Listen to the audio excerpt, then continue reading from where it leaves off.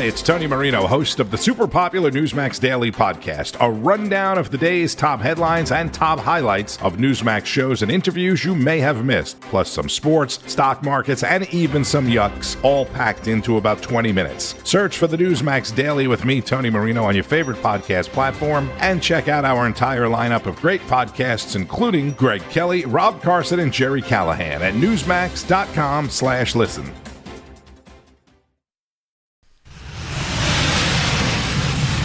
Now, you are about to hear the most interesting, informative, thought-provoking, and funny show in America.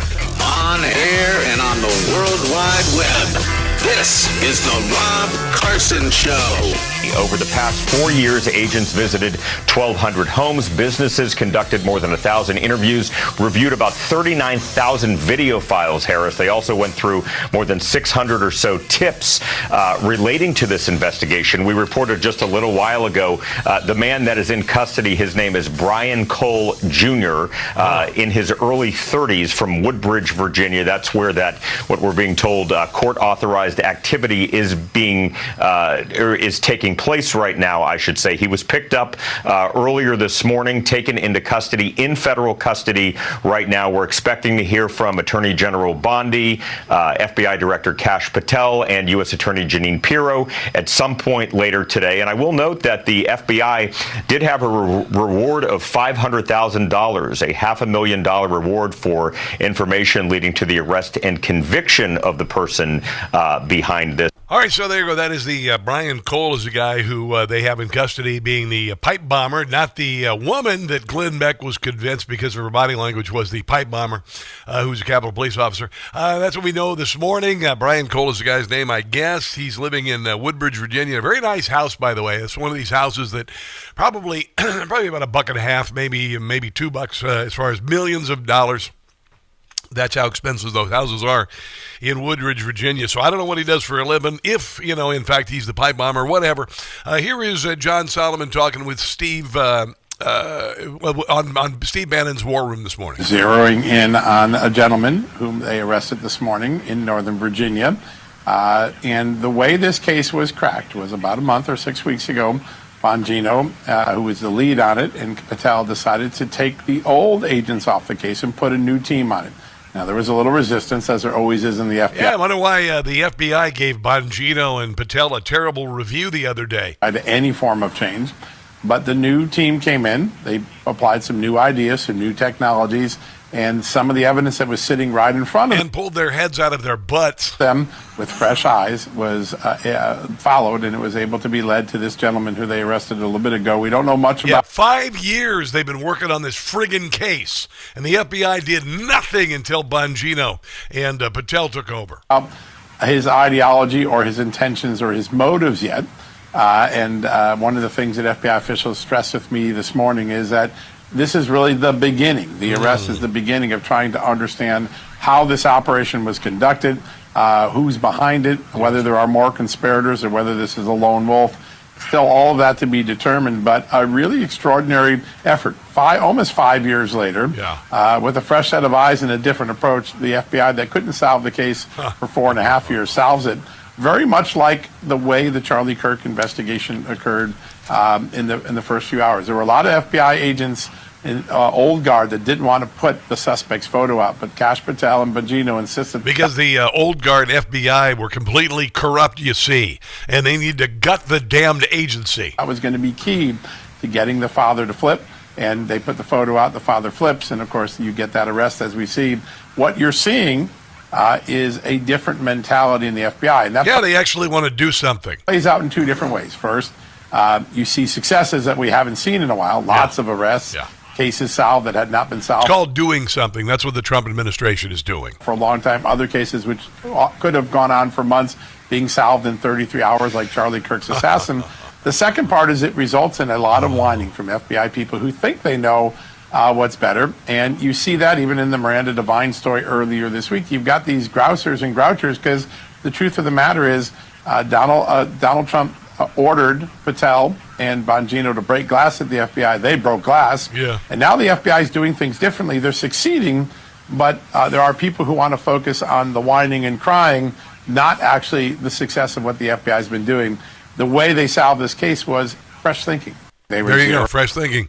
Or how about just, not being a bunch of friggin' bureaucrats in a building in Washington, D.C., sitting on your asses doing nothing, waiting for a new billion-dollar building to be built in the D.C. area, and that's out the window. They spread people across the country, and now we are looking at the lowest murder rate in recorded history because FBI agents are all over the country, crime coming down all over the country because FBI agents are finally, and I'm not saying anything about the, your average FBI agent, but clearly the agency has been rife with corruption since its inception in the Woodrow Wilson administration. It has been completely corrupt, used by the government through Hoover and beyond. They thought they cleaned it up during, in the 70s, and they didn't. And then we find out they were, weaponized against Donald Trump and his voters and all of that. So it looks like something's finally been done. I guess Brian Cole is the guy's name that they have a suspect. He's in his 30s, Woodbridge, Virginia. He is the pipe bomber. That's what I know. And I just had to learn that the last few minutes, for crying out loud. I've been here for the last few hours getting the show ready because, there's a lot of stuff going on. I mean, a lot of stuff. We are getting a Christmas early. We're finding out the man who was a heartbeat away from the dumbest president possibly in the history of mankind, Kamala Harris, who fortunately lost. But that jackweed would have been a heartbeat away from the presidency. And we find out that the state of Minnesota is so rotten with corruption, and this goes all the way to the top. It is going to result in people going to the jail. Hopefully, Ilhan Omar going the hell back to Somalia. It is like remarkable, and of course the left is calling all of us racist for thinking so poorly of the Somali community, even though the Somali community spreads around the world like a virus, stealing and embezzling from good-hearted charities around the world. It's proven. Not all Somalians, of course, but a good damn share of them. For all of you who said, we're ugly Americans. How about ugly Somalians? It sounds like the Somalians are pretty ugly, and they come from the trailer park, the meth lab trailer park of the world, which is the country of Somalia. Here's Rob Schmitt. Local governments in the state spent $22 billion on public welfare in 2022. 30% of the budget went to public welfare. Wow. And they went to import refugees from Africa. In 2023, Minnesota spent nearly $46,000 on welfare per person in poverty, the fastest growing category in Minnesota's budget. And they want to import non-English speaking refugees from Africa? Anybody with a functioning brain can... I'm going to tell you, the Democrat Party, with the spending, the emergency spending during COVID, where they increased the size of the federal government by like 40%, they looted our treasury. They did it not only in Washington, D.C., but in Democrat-run states around the country. Oh, my goodness. Understand that you cannot import tens of thousands of non-English speaking refugees into a state and then just sign them up for various welfare and entitlement programs. Trump says 88% of Somali refugees are on at least one welfare program. Yeah. And today, not one challenged that number from Trump. Nobody challenged it. Yeah, and I mentioned this morning on the social media, I did a video because there's no national coverage of the scandal from the letter networks in the state of Minnesota or Minneapolis, which says one thing to me: the Democrats are involved in it. Duh.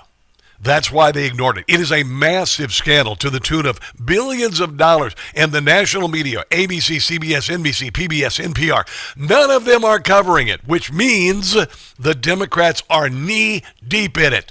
Duh. That's the way it goes. This is Bill Glahn with the New American Project. It's going to be more than $1 billion in Minnesota. A local prosecutor, the head prosecutor for white-collar crime at the federal U.S. Attorney's Office, he is on record as saying his office is prosecuting over $1 billion with a B dollars worth of fraud. And he's only got half a dozen prosecutors in his office. He has openly admitted, I can't prosecute. They're going to have to hire people to bring them in for all of the prosecutions that are going to have to take place. Same goes with this deep state massive scandal involving Barack Obama and others going after Donald Trump. Prosecute all the cases that come to me.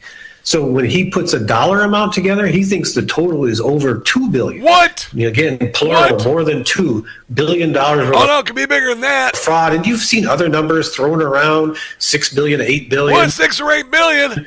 But Joe Thompson, he's got access to all the bank records and all the FBI reports, and he's personally prosecuting $1 billion worth now, and he thinks he could productively prosecute another full $1 billion. Wow. This was big. A lot of hands in the cookie jar, and the Minnesota taxpayers taken for a ride. They're saying that even Keith Ellison, the AG of the state of Minnesota, could be involved in this. This is Rob Finnerty. He says old Tampon Tim is done. Somalian immigrants allegedly stole $300 million from Feeding Our Future, meals that were never made and then never delivered. And they stole hundreds of millions of dollars from Medicaid by faking autism claims. These are terrible people. And they stole, allegedly, $14 million by faking autism therapy services that obviously were never provided. That would require a lot of Somali families lying about their children having autism. The fake autism patients.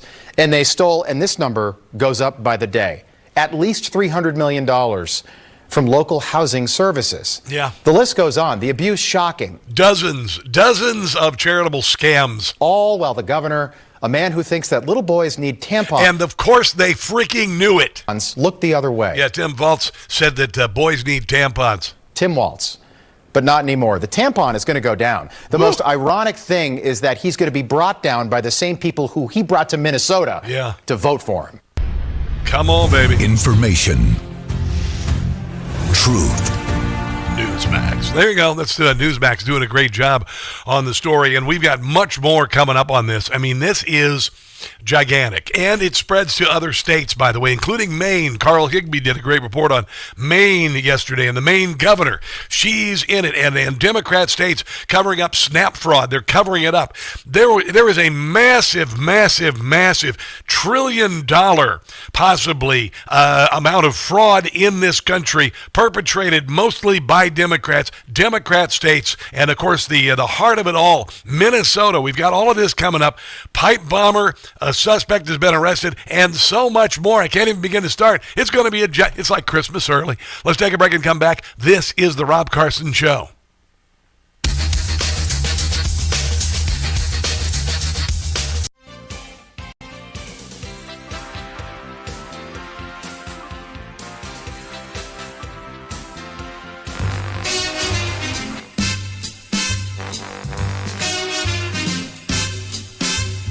I trust Pete. My faith in Pete's complete. He's taken out drug boats beautifully. I trust Pete. The critics are never ending. Drug traffickers, they're defending. I repeat, blowing up their boats is neat. We got the right man for the job because I trust Pete. Pete Hegseth is a real hero. Proof he did wrong. They have got zero. Good job, Pete. You have pulled off quite a feat. Cutting down the flow of fentanyl, you can trust me.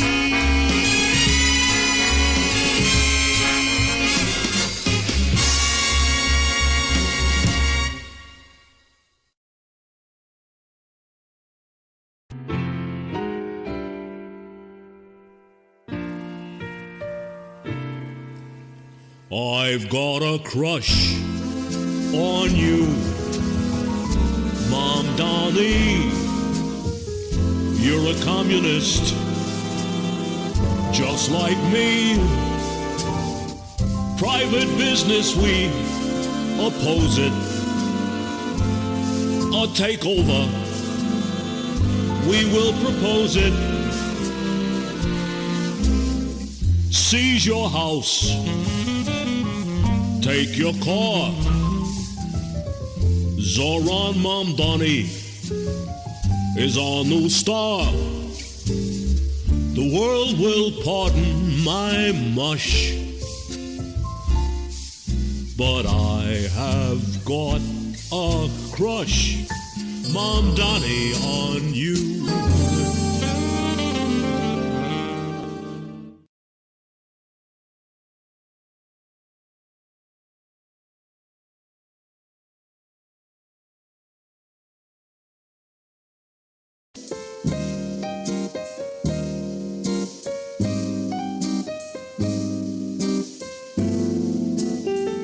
She isn't running, and we're so grateful.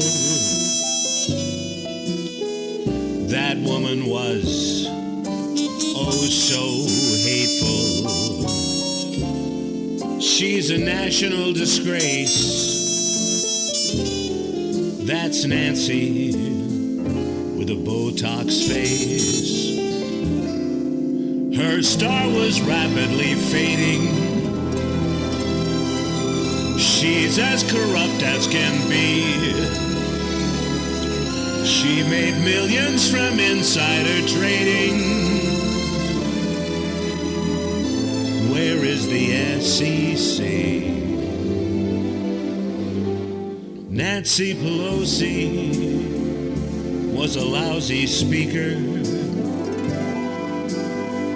She tried to make our country weaker. I'm glad they will replace Miss Nancy. The Rob Carson Show podcast is everywhere. Go to newsmax.com/listen for details. Now, Bill, good morning to you. Federal agents are now on the ground in the Twin Cities, focusing on the Somali community and anyone who is in the country illegally. We know they have been stopping some folks out on the street asking for their IDs, also going door to door looking for specific individuals. All of this, as you mentioned, comes after those massive fraud schemes in Minnesota that involved mostly folks from the Somali community, fraudulently charging the state more than $1 billion for social services that were never performed. When Congresswoman Ilhan Omar, who's become the face so racist of the Somali community in Minnesota, was asked why the fraud got so out of control. Why? She said this. What? I think what happened is that, you know, when you have these kind of new programs that are... I'd start looking on Zillow Somalia there, Omar. Designed to help people, you're oftentimes relying on third parties to be able to facilitate. And I just think that a lot of the COVID programs that were set up, they were set up so quickly that a lot of the guardrails did not get created. President Trump and Republicans are railing against Governor Tim. Everybody knew about it. Every damn Democrat in the state of Minnesota knew about it. Give me a friggin' break. You don't let something this big happen without everybody knowing about it. Give me a frigging break. This is Jake Tapper interviewing Ilhan Omar, who is knee deep, and we'll get into this because there's a lot of connections here. She, you know, with a lot of these restaurants up there that were run by Somalis, who claimed to be serving thousands and thousands of meals to starving children, and they just pocketed the money and bought mansions and whatnot. She had meetings and fundraisers at the friggin' restaurants. First of all, federal prosecutors say 59 people have been investigated in these schemes so far. Americans at large stole tens of billions of forms of aid during the pandemic all over the Jake Tapper, by the way. Country. Yeah. Minnesota's fraud scandal stands out, according to federal auditors. What are you hearing from investigators right now? Well, I've been following the case. You have the right to remain silent. I think that's one of the things she needs to hear. This is closely as they've gone through the courts, and we know that there are more indictments possibly coming. I think that number might go up to 73 is what I'm hearing. Okay. Can you shed any light on why the fraud got so out of control? Yeah, we already covered that. Here's Anderson Cooper. I'm Anderson Cooper. Anderson Cooper. Anderson Cooper. I do want to ask you about the fraud scandal. I mean, because the president's comments seem at least in part fueled by... Oh, this is Anderson Cooper having Keith Ellison. He is the AG of the state of Minnesota, and he sounds real nervous. He's the AG of the state of Minnesota, the Attorney General of the state of Minnesota, and he's either the most clueless Attorney General in the history of mankind, or he's on the dole. He personally met, according to Wall Street Apes, with the Somalians and accepted bribes. Minnesota Representative Harry Niska recently released audio recordings revealing conversations that happened between Attorney General and individuals who were later implicated and in some cases convicted in feeding our future. He even urged the individuals, let's go fight these people. He was offered campaign contributions during that meeting, contributions that he later accepted. He's in hot agua. Or he's talking about this fraud scandal that we mentioned earlier involving that charity called Feeding Our Future. The vast majority of these 70 defendants charged in the case were Somali. For perspective, those are nearly 80,000 Somalis in the state. How much, critics have said that state officials, including you and the governor, did not act fast enough or quickly enough to investigate charges of fraud against the Feeding Our Future and did little to flag their allegations to federal. Don't forget the half of $1 billion involved with the autism scandal. There's a housing scandal up there. There are dozens of charities that were bilked out of billions of dollars by the Somali community. Authorities, I know you said it was the federal government that didn't move fast enough. Is there something you wish you had done differently?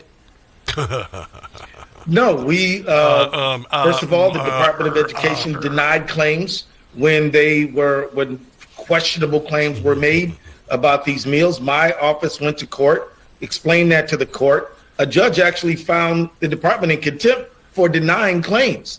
And we cooperated fully and worked well with the FBI. We're glad that we took the action that we are super glad, and here's the Ilhan Omar, and honestly, how could you possibly feel this way about people coming from the meth lab trailer park of the world, which is Somalia? Honestly, they're great people. We are the most generous people. We are one of the most friendliest communities. It is why we made Minnesota home, because it fits with our character. Minnesota nice is not just something we say, it's something that is true. And Somalis are as nice as Minnesota is.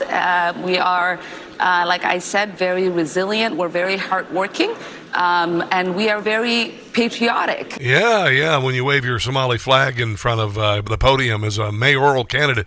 Representative Tom Emmer says something different about the Somalis in Minnesota. I'm just grateful that you're reporting it, and the reason that it's getting reported is because President Trump, finally made this a national issue when he sent out a truth a couple weeks ago. We've been trying to sound the alarm in Minnesota for more than 3 years.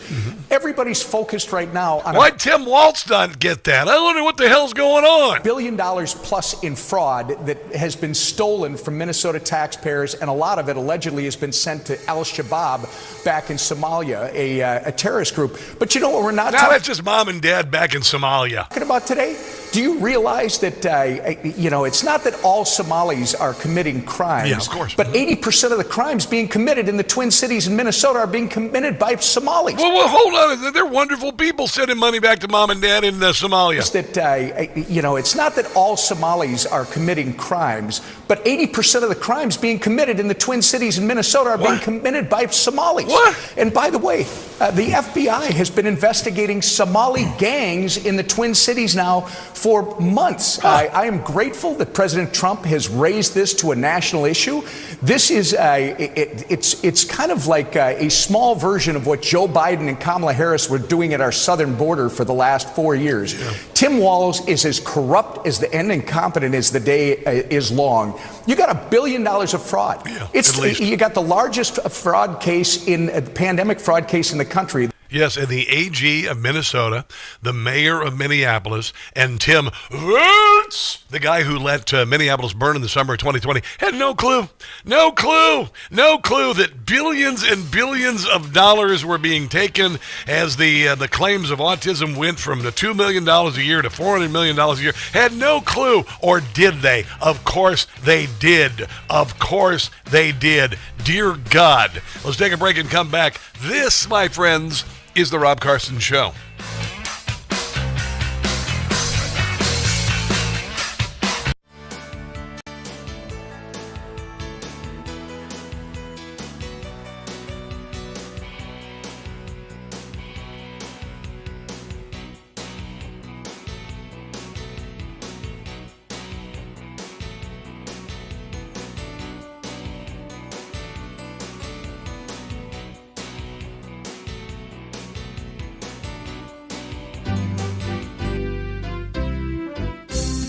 We're sinking vessels, one's loaded with drugs. Mow the boat down with U.S. airstrikes to target the thugs. We think it's time to mow the boats down. Narco-terrorism we won't tolerate. Mow those boats down. Stop your drug traffic before it's too late. Otherwise, we'll mow your boat down. Shape up Venezuela or we might attack. Maduro, we will take down. Drug boats you're sending will never come back. We'll sink them all and watch the men drown. We know who you are, we'll mow your boat down. Won't get very far, we'll mow the boat down.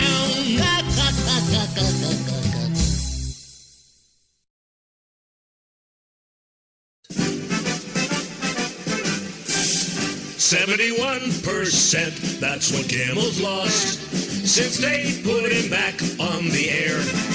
The morons at ABC were too blind to see that about Kimmel no one cares. 85% in a key demo. That is what Kimmel lost. Why do they keep him around? To keep losing ground. Still air him no matter what the cost. Sinclair must feel real stupid now. Next star still with regret. 71% wonder where they went. On Kimmel's failure you can bet. Disney stock was $197 a share in March of 2021. Now it's $122 a share. Disney must be in panic mode.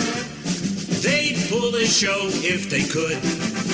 Why did they bring him back? This a funny hack. Suspension should have been for good.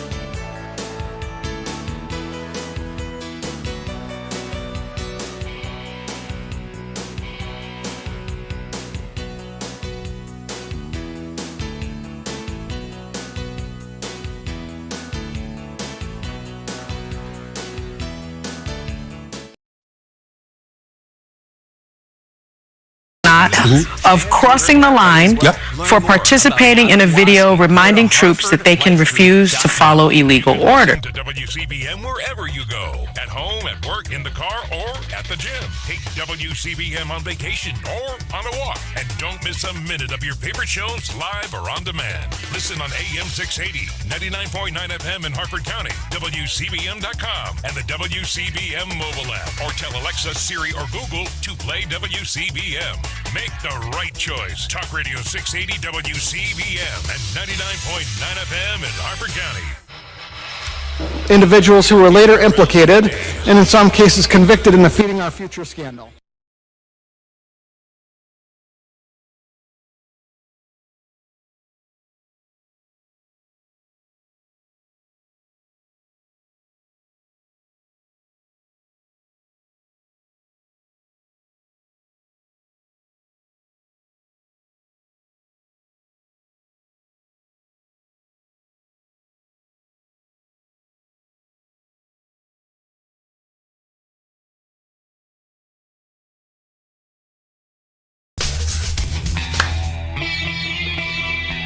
Quick question for all the people mad at Donald Trump for calling that reporter a piggy.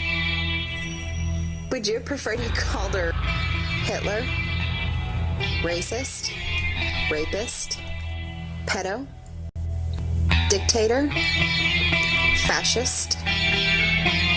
Would you prefer one of those? President Trump and Republicans are railing against Governor Tim Walz, and the House Oversight Committee, which has launched its own investigation into the fraud, is now requesting documents, records, and communications from both Walz and State Attorney General Keith Ellison after reports they and other state officials may have been warned and ignored those warnings, allowing this fraud to happen. Yeah, billions of dollars in fraud. This from the New York Post. What did Ilhan Omar know about the $1 billion welfare fraud case in her Minnesota district? Ilhan Omar's close ties to $1 billion welfare scam in the Minnesota congressional district are being uncovered. She shouldn't have been so damn mouthy about hating America and Americans and all of that. I hope the hell she goes back to Somalia, and I have a good feeling she's going to go. Hopefully maybe jail first. The Democrat rep held parties at one of the restaurants named in the fraud, knew one of its convicted owners and one of her own staffers has also been convicted for stealing millions. I had no idea. Omar even introduced the bill which led to $250 million in fraud. It's like she said, hey, let's give the Somali community $250 million. The same people who harvest votes for me. Yeah, because they do that too, by the way. Yeah. She knew these people. People she personally knew were making tens of millions of dollars in the program. Guhad Hashi said Saeed worked on Omar's 2018 and 2020 campaigns as an enforcer overseeing voter mobilization. Told you, voter harvesting in the Somali community. He pleaded guilty to running a fake food scheme and stealing millions from taxpayers.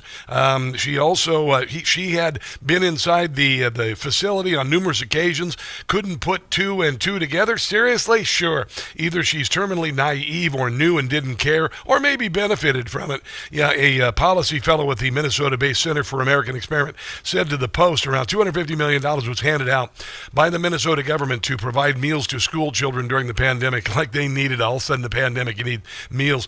Instead, it was pocketed by corrupt business owners, including Salim Ahmed Saeed. He's a co-owner of Safari Restaurant, where Omar held her 2018 congressional victory.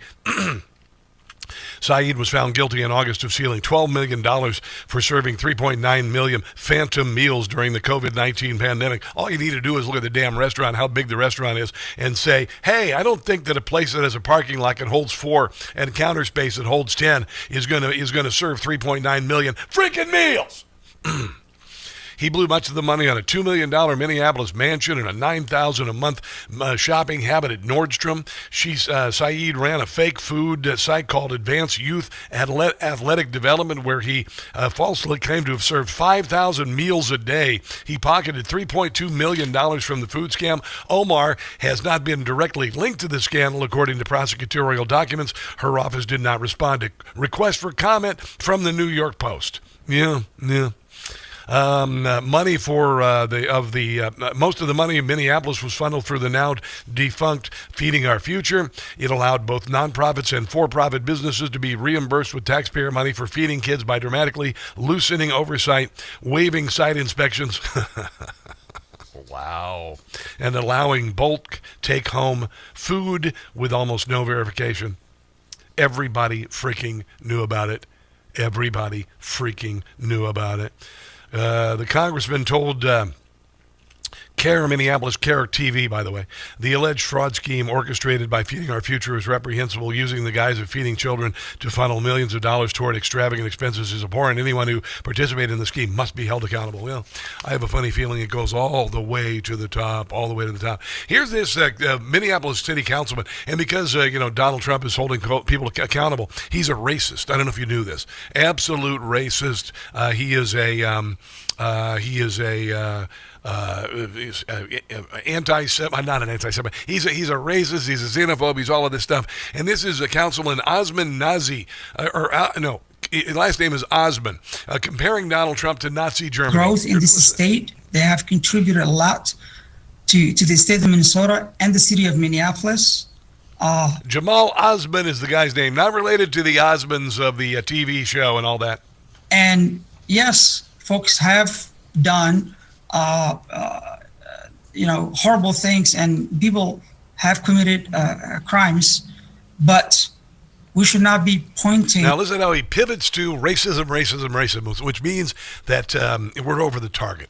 The entire community in one brush and being singled out as fellow Americans. There's a justice, there's a process of due process, and I believe those folks have been dealt with by the state leaders. No, they haven't. And but now President Donald Trump singling out and attacking one group of people. Here you go. And ICE being on our streets and asking people documentation. Yeah, ICE has moved in. They're going to get rid of about half the Somalis up there because half of the people who have immigrated here have done so fraudulently, you see, so they got to leave the country. It feels like we are in 1930s, 1940s in Germany. Yeah, Nazi Germany, blah, blah, blah, Nazi Germany. I wonder how people felt in the summer of 2020 when all of the buildings were being burned. And I used to live in Uptown, and there was this place called Minnehaha Liquor, and it burned, and they found the owner's body in the basement, burned to a crisp a few days later.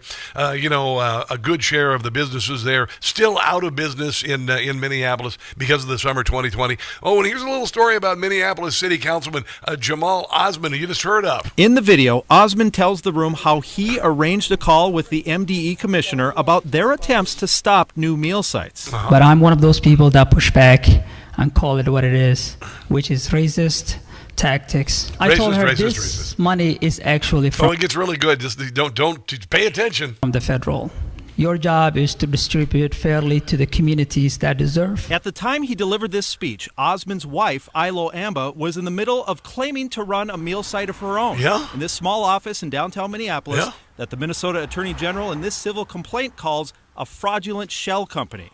Public records show AMBA's nonprofit Urban Advantage Services received $460,000 in reimbursements between February and November 2021. Wow. The AG shut it down, citing his freaking wife was involved in taking funds fraudulently. He's a council person in freaking Minneapolis. Everybody knows. Participation in the meal fraud scheme. What's more, testimony and evidence in Bach's ongoing trial has shown Osman and Amba signed over control of a different, dormant nonprofit they founded together called Stigma Free. Osman writing to its new board, quote, "I have seen growth during the time that I have served, and I'm confident you will continue to grow this amazing organization in my absence." The men who took over Stigma Free are charged with using it immediately to rack up more than $13 million in meal fraud. Wow! Yeah, they're thick as thieves because they're all thieves. Across the state. Councilmember Osman, you agreed to sit down with me and talk about this week. Osman never returned follow-up calls or texts. Is Councilmember Jamal Osman in the office today? And could not be found to answer questions at City Council or at his home. Wow, that's a city councilman knee-deep in it, his wife taking hundreds of thousands of dollars and other associates taking millions of dollars, and he's a councilman in Minneapolis where Jacob Fry is the mayor and is very involved with the city council, you see. Everybody knew, including the governor and the AG of the state of Minnesota. They were all taking money from the cookie jar and refilling the cookie jar with our money and the people of Minnesota's money. Feces meet fan meet feces. Let's take a break and come back. This is the Rob Carson Show.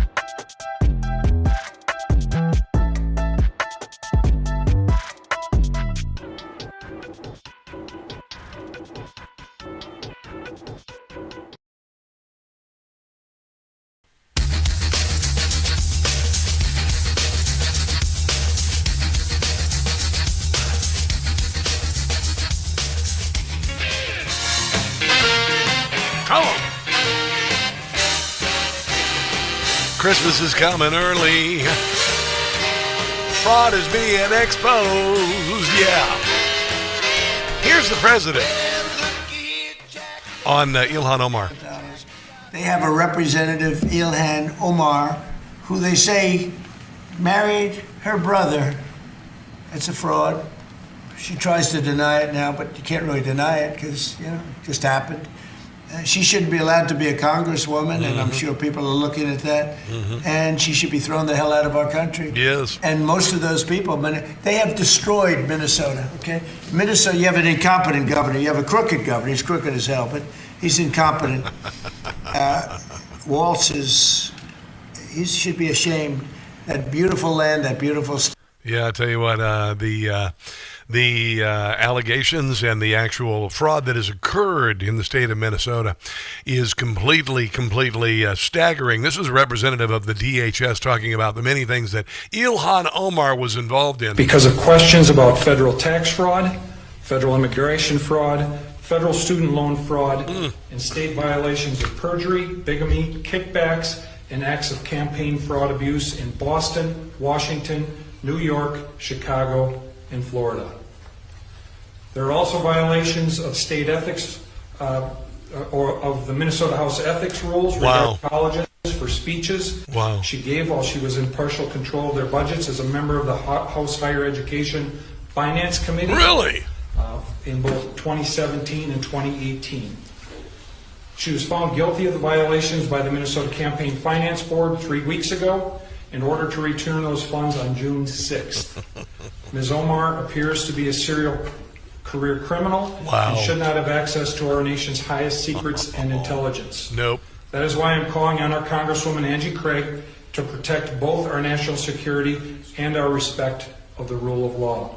Wow. Tax fraud, immigration fraud, student loan fraud, perjury, bigamy, kickbacks. Wow, that is epic. And she was in charge of the Feeding Our Future, or whatever the hell, that $250 million. She brought the money to Minnesota so her cronies could steal it. Oh, this is just beautiful. Oh, my God, this is so just beautiful. My goodness. Just amazing. Jonathan Turley, who I hope to meet. I moved to Washington, D.C. 5 months ago. He's a professor over at in Georgetown.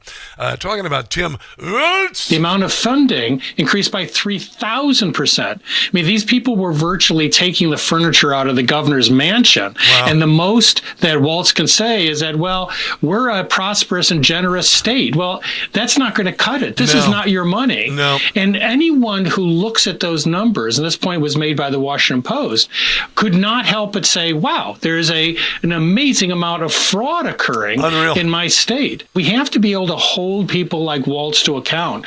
If you burn $1 billion through sheer negligence. And also he watched Minneapolis burn too. There's that. Yeah. Just blind recklessness. Then there's got to be some accounting. You've got to appear and answer for these questions. Yeah, you got to. I'm hoping old Timmy is going to go to jail with Keith Ellison and Ilhan Omar. Jim Gossett. Mogadishu, men have fled you. Meth lab trailer park of the world. You have set your dregs into the USA. I don't want to destroy their tourism industry. Somalis, they are leaving Mogadishu. But nobody goes there because it sucks so much. And it looks like most of them are here to stay. They are ripping off the state of Minnesota. You got screwed, Minnesota. 250 million they've stolen so far. Oh no, a couple billion is what they're saying. Tap on Tim hasn't lifted a finger. He allows it,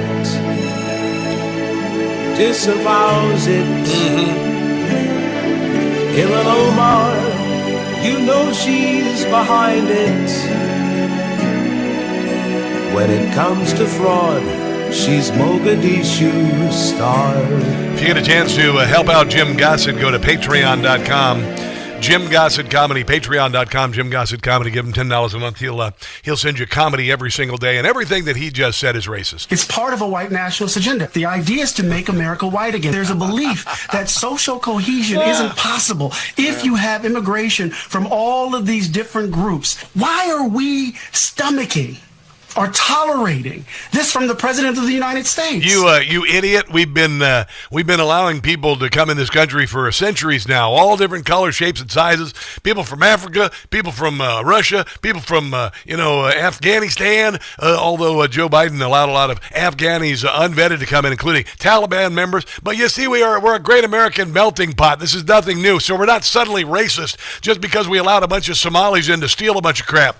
This is blatant racist language. The heart of it, I think, is this clear idea that America has to remain a white republic. Oh, shut up. Okay. First off, on social cohesion. Yes. He's right. We do believe it's not possible at Biden levels of immigration because it's not. No. Not because anyone's racist, just because it's common sense. We've been importing the entire world at a rapid clip. We brought in 15, 20 million people in just a few years.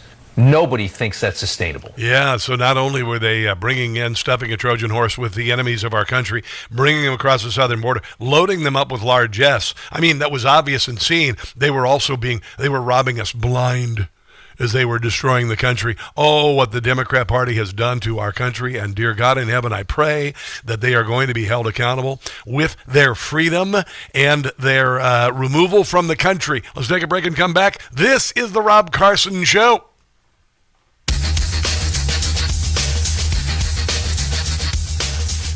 Texting enrolls you in streamers. Wow. It's pretty cool. I mean, it's really good that we're knowing this, right? Let's see what we got here. Dookie Bear, what up? How you doing? Good to see you. Good to see you. Gagey Gare, what's going on over there on the Rumbly Room? Skins Girl 516, all of you guys just jamming this morning. Look at how busy we are over on YouTube with Shelby Inslee. What's going on? David Lynch is back from the grave, apparently. He's a movie director. Did a bunch of weird movies. Let's see. Roger Mudd. Roger Mudd's on there. Majority of the population lives in poverty, 70% living in the international poverty line of $2 per person per day. Say hi to Somalia. Yeah, pretty much. Somalia sucks. It's a hellhole, and they deported, or I should say exported, a lot of corruption around the world. Kathy Doman, every day it's like living in a movie. Yeah, I know. And like a really, really weird-ass, corrupt horror movie. Some days. Robert Law said, I'd rather have Rob Carson in Congress any day than Omar. Well, thanks. I mean, it's not much of a compliment, but I would never be in Congress. You know why? Because I don't have the patience for it or the attention span. And if somebody was complaining about what I was doing, I'd give them a little what for instead of just taking it every day like so many members of Congress have to do. Anyway, good to have you guys all joining me today. There's a lot of stuff happening. And, it's about time. It's about time. We have been robbed blind, and we have been taken advantage of. And the world, rather than, respecting America and coming here to live the American dream, they've decided they're going to come here, take advantage of us, rip us, ridiculous. Here we go. Hold on. EVM. Gonna have 320. 320. Very nice. Little runny DMC. Oh, I love it. Here we go.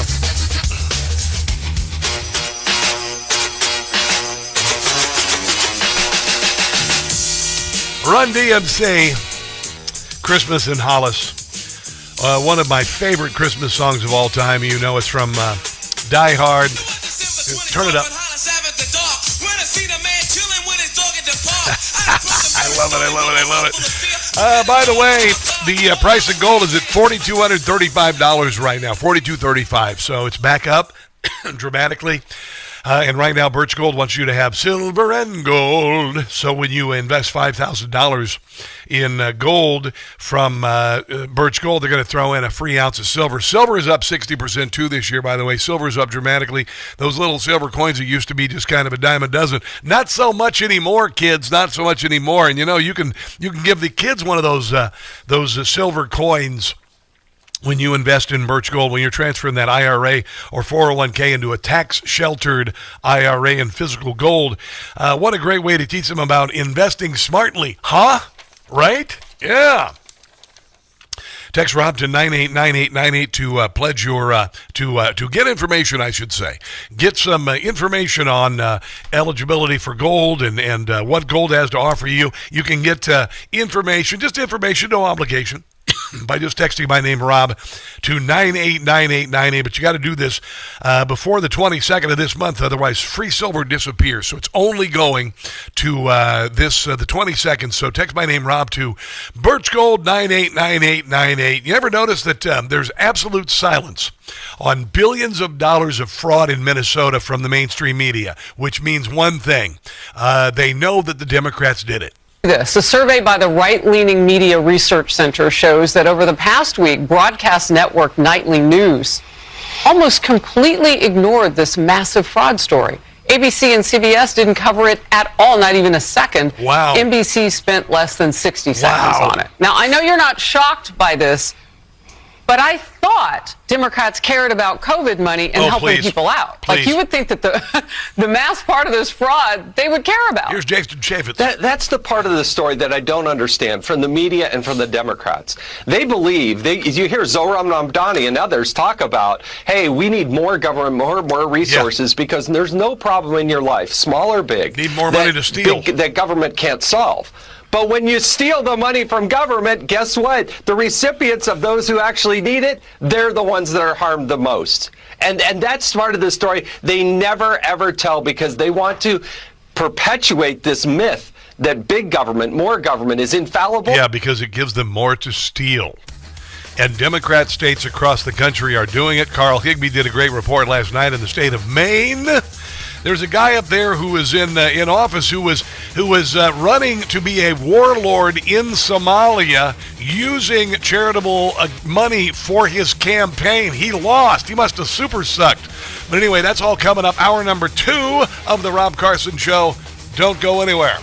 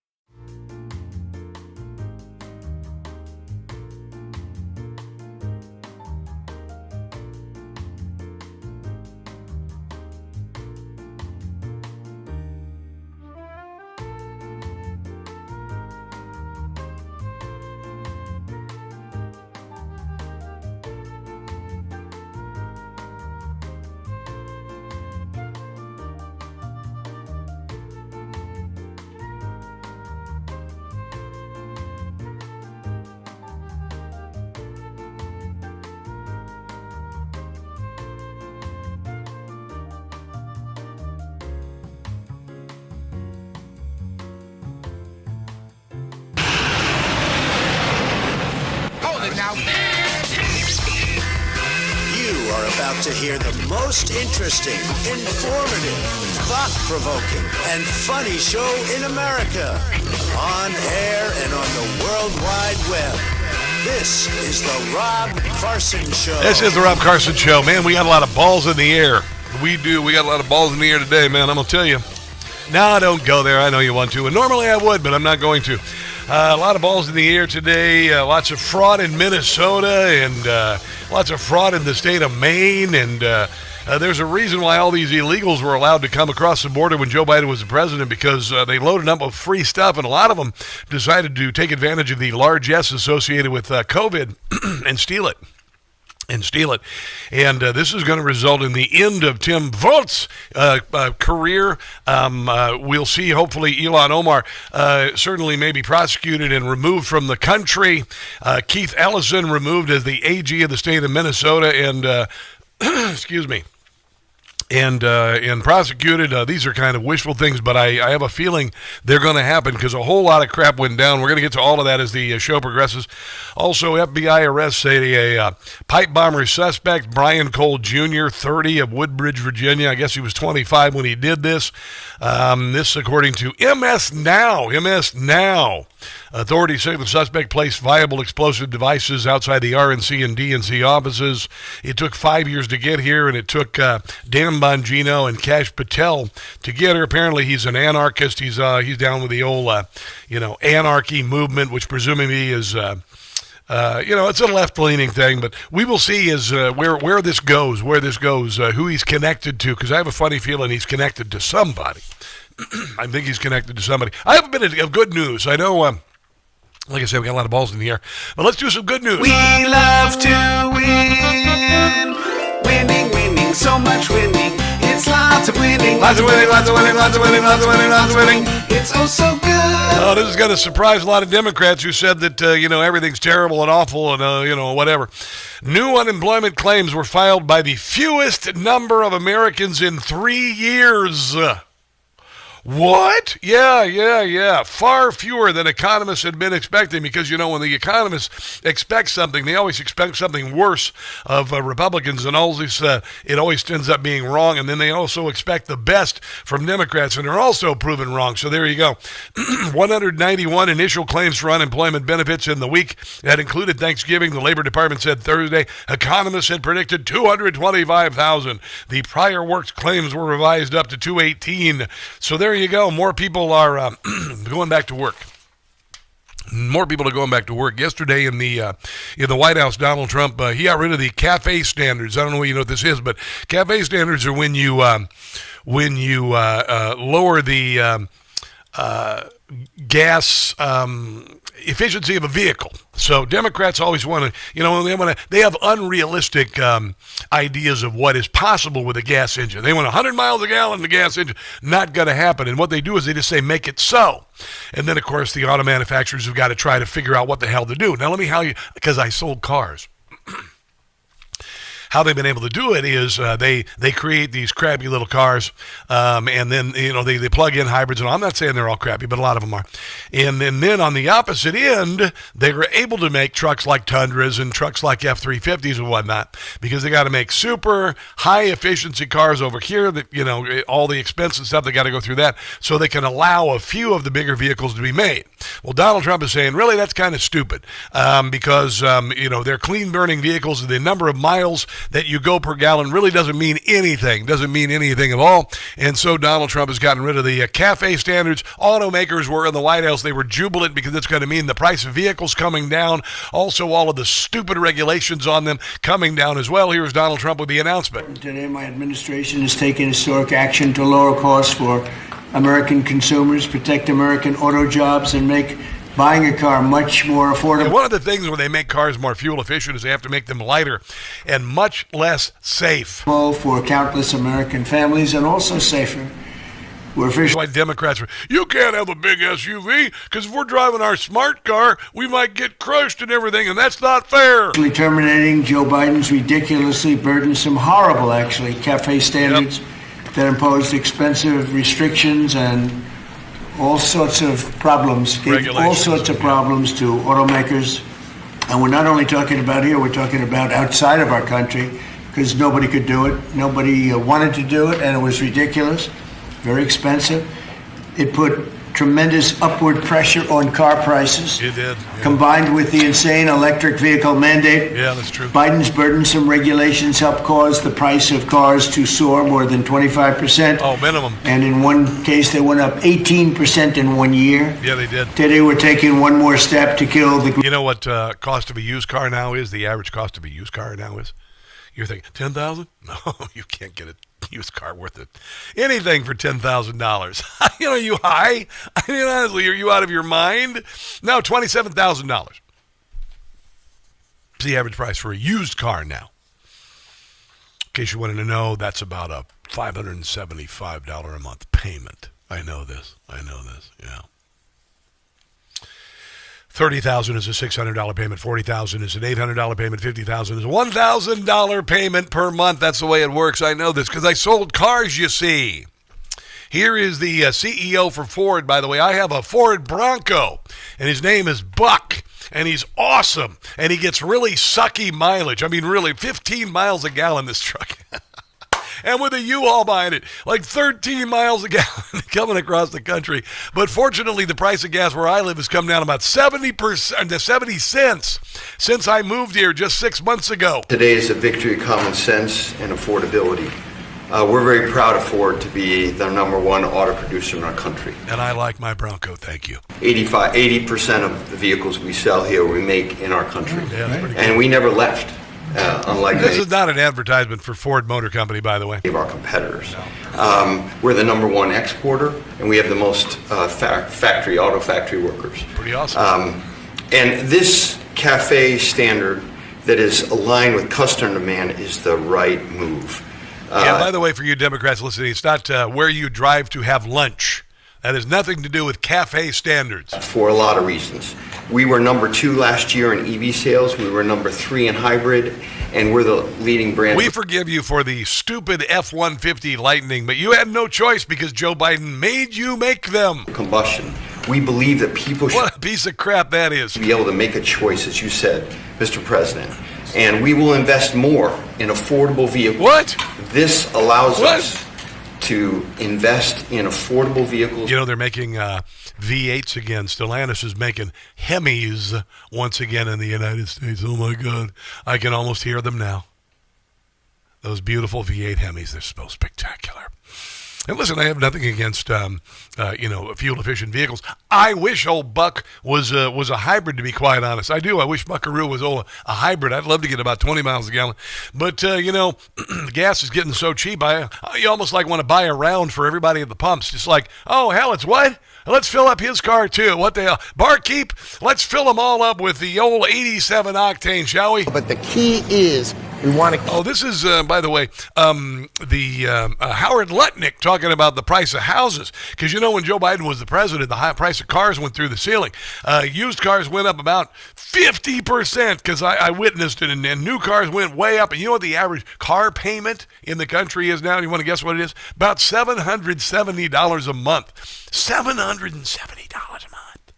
That's the average car payment. Oh, my God. And then, of course, Joe Biden made housing really expensive. Couple things he did here. You ready for this? He invited 20 million people to come into the country illegally. And so he made housing more scarce. Since Donald Trump took office, rents are coming down now. I mean, when I started living in Kansas City, my rent on a big old house was $1,800. And when I left Kansas City, it's $3,000 now. And I moved out of that house about 6 years ago. So about $3,000. Rents are coming down. Joe Biden, when he was the president, because he invited all these people in the country illegally and caused a scarcity of housing and then caused the interest rates to triple, consequently, people just couldn't afford a house anymore. And the average price for a first-time home buyer, you better sit down for this. You ready for this? The average time for a home buyer now to buy their first home, 40 years old. But that's going to change. But the key is we want to keep the mortgage rates low for America. The fundamental first driver is let's keep mortgage rates as low as possible. And the Fed chair's leaving in May. And he has been a political piece of crap for a very long time. He lowered rates when Joe Biden was running for president, by the way. We've got a lot of ideas in the offing, and that's bringing them all together to drive mortgage rates down. Remember, you've got first-time mortgage buyers because of the Biden inflation. 40 years old. That is just broken. When Donald Trump left office, they were 33 years old, the average home buyer. And then because of Biden's inflation, it went up to 40. Donald Trump is on it, and we're going to, focus on that. And this is why the Democrats are going bananas. Everything exploding. They're trying to foment some sort of revolution and whatnot because they can't lie big enough for the success that is here and is coming, and next year is going to go into light speed. We will never see anything like it. We have never seen anything like it, and it's going to be amazing, and the Democrat Party knows it. That's why they're dragging into hell, trying to drag us with them as they kick and scream into oblivion. Let's take a break and come back. This is the Rob Carson Show.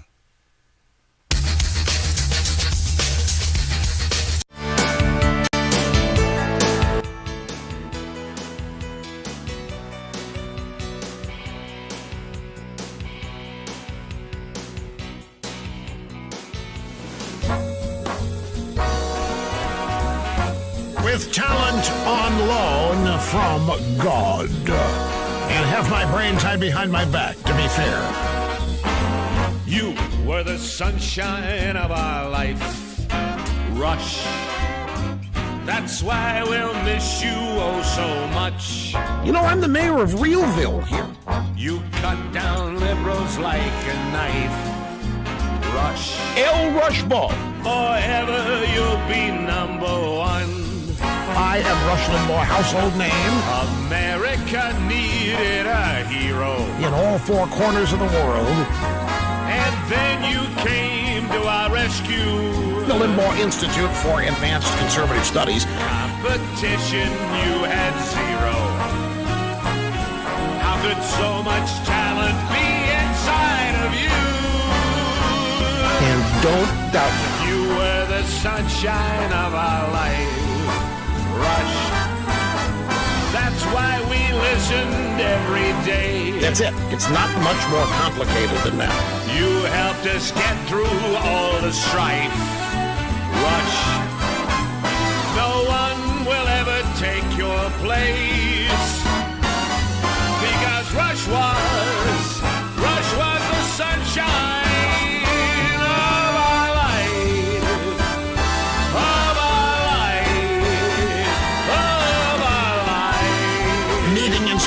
All audience expectations every day behind this, the Golden EIB microphone.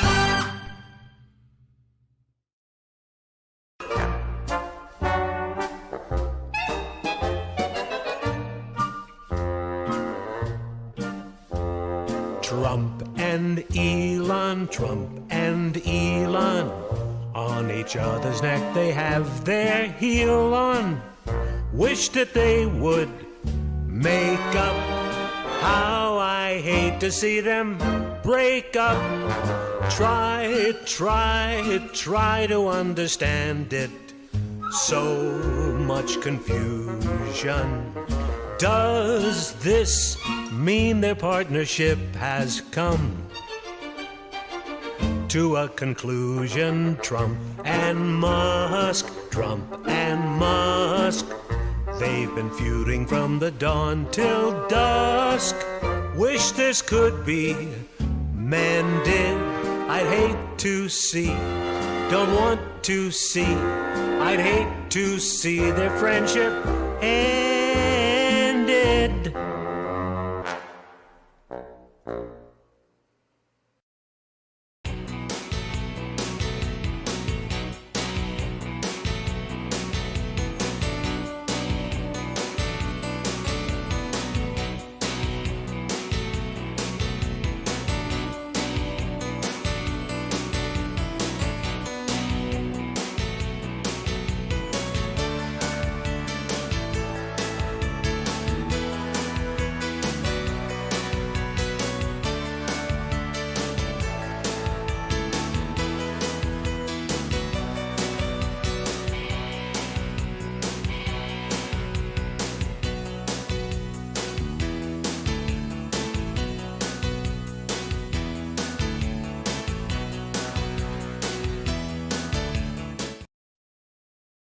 FM in Harford County.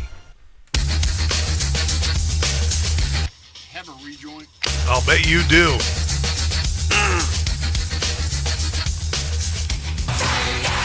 Fasten your seatbelt, Deep State. It's gonna be a bumpy ride. It's the Rob Carson Show. It is the Rob Carson Show. NEWSMAX reporting that the Trump's name is being added to the U.S. Institute of Peace Building. There you go. Peace Building. It's a building, the U.S. Institute of Peace Building, and Donald Trump's name is being added to it. Because, you know, of all the peace that he's creating, Democrats are, it's funny, I was on with Chris Plante's Right Squad, and this liberal they got on there named Jason. He's a pretty nice guy. I hung out with him at the Christmas party, and I said, "You're a really great guy. You can't help it if you're wrong about everything." And we had a nice conversation. But you know, he was in denial. He says that all these peace deals that Donald Trump's got really aren't peace deals. That's what they say. Oh, you can say they're peace deals, but they really are. No, they really are. He prevented a nuclear war between India and Pakistan. So there is that, among other things. So he is a peacemaker. He's going to get the Nobel Prize. You better get used to it next year. He's going to get the Nobel Peace Prize. And we're getting closer and closer to peace in Ukraine and Russia. And Jared Kushner and whatnot met with Putin yesterday, like 5 hours. So I think they're real close. And then there's a possibility of Venezuela, Maduro falling and freedom coming to the people of Venezuela after many years without a dictator in charge who stole the last election, just like they did in Brazil with Bolsonaro. He's in jail. I hope they do something about that, by the way. But the same template used with Bolsonaro, they tried with Trump, but Trump survived. Bolsonaro didn't have the money.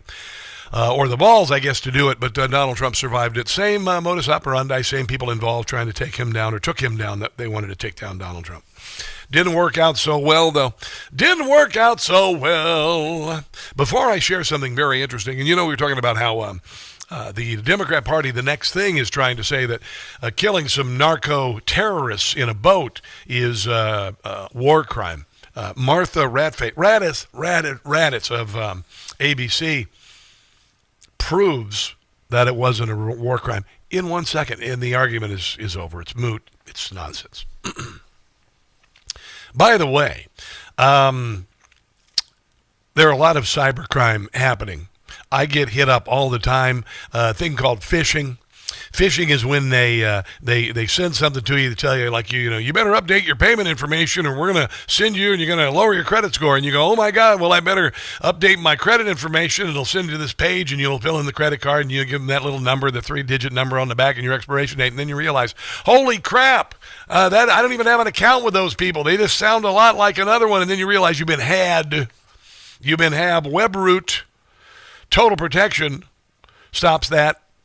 And it's cheap, and you will get massive savings if you go to webroot.com/Carson, webroot.com/Carson. With my exclusive discount, WebRoot Total Protection, less than $50 a year. Peace of mind for $50. Family protection includes toddlers, students, seniors, other dependents, VPN for 5 or 10 devices. I love it. I've got it on my computer in the office here. And this office is very important. I built this dang computer, or I had it built. This is a big computer that carries very heavy programs. If this computer goes, this show goes. It can't go. So I got WebRoot Total Protection. 24/7 U.S.-based customer support. Oh my God, wouldn't that be amazing? And then, of course, they've had customers for over 25 years. 90% retention rate. Do it. webroot.com/Carson, webroot.com/Carson. Here's Martha Raddatz admitting that the killing of the narco-terrorists was not a war crime. Tonight, new information. According to a source familiar with the incident, the 2 survivors climbed back onto the boat after the initial strike. They were believed to be potentially in communication with others and salvaging some of the drugs. They climbed back on the boat to salvage some of the coke. Because of that, it was determined they were still in the fight and valid targets. A JAG officer was also giving legal advice. Wow. There you go. This backs up the entire second strike. Yeah. I mean, it just doesn't get more crystal clear than that. The mission is take out the boat, stop the drugs, keep this vessel and its cargo from reaching our shore using lethal means. And our amazing military, the heroes of the United States Armed Forces, did exactly that. President Trump, Secretary Hegseth, and this entire government are committed to finally... Yeah, it was completely justified. Completely justified. 100%. Wow. Just wow. And meanwhile, you've got people like Senator Mark Warner. I met him a few years ago. I was at a charitable event with him. He was decent at the time. Now he's a complete flying a-hole. And he's suggesting that, doubling down on what Mark Kelly said the other day, dividing the military and essentially creating a civil war. Unprecedented disrespect when they were all brought to get a pep rally in front of Hegseth and Trump. This is an administration that's fired, uniform generals from the head of the NSA, the head of the Defense Intelligence Agency. And I think in many ways, the uniform military may help save us from this president and his lame people like Hegseth, because I think their commitment is to the Constitution and obviously not to Trump, and I expect Bradley to adhere to that. Yeah, he's... so, Senator, let's go a little further on this. He wants the military to go against Donald Trump. He wants the military to commit a coup. That's what he wants. Oh, boy, you better be careful what you wish for. Here's Mark Kelly doubling down. Now, we have members of the United States military that have been put in an impossible situation because they're given, in the case of what we've seen here over the last couple of days, clearly unlawful, illegal orders. And there's tremendous... Now you see, Martha Raddatz just proved that the orders were legal, and you're just being seditionist. And you're going to end up getting court-martialed, and I hope you do, you filthy rotten... Oh, there's no place like jail for Kelly to stay. Jim Gossett. Alyssa Slotkin should be there too. Oh, that would be nice.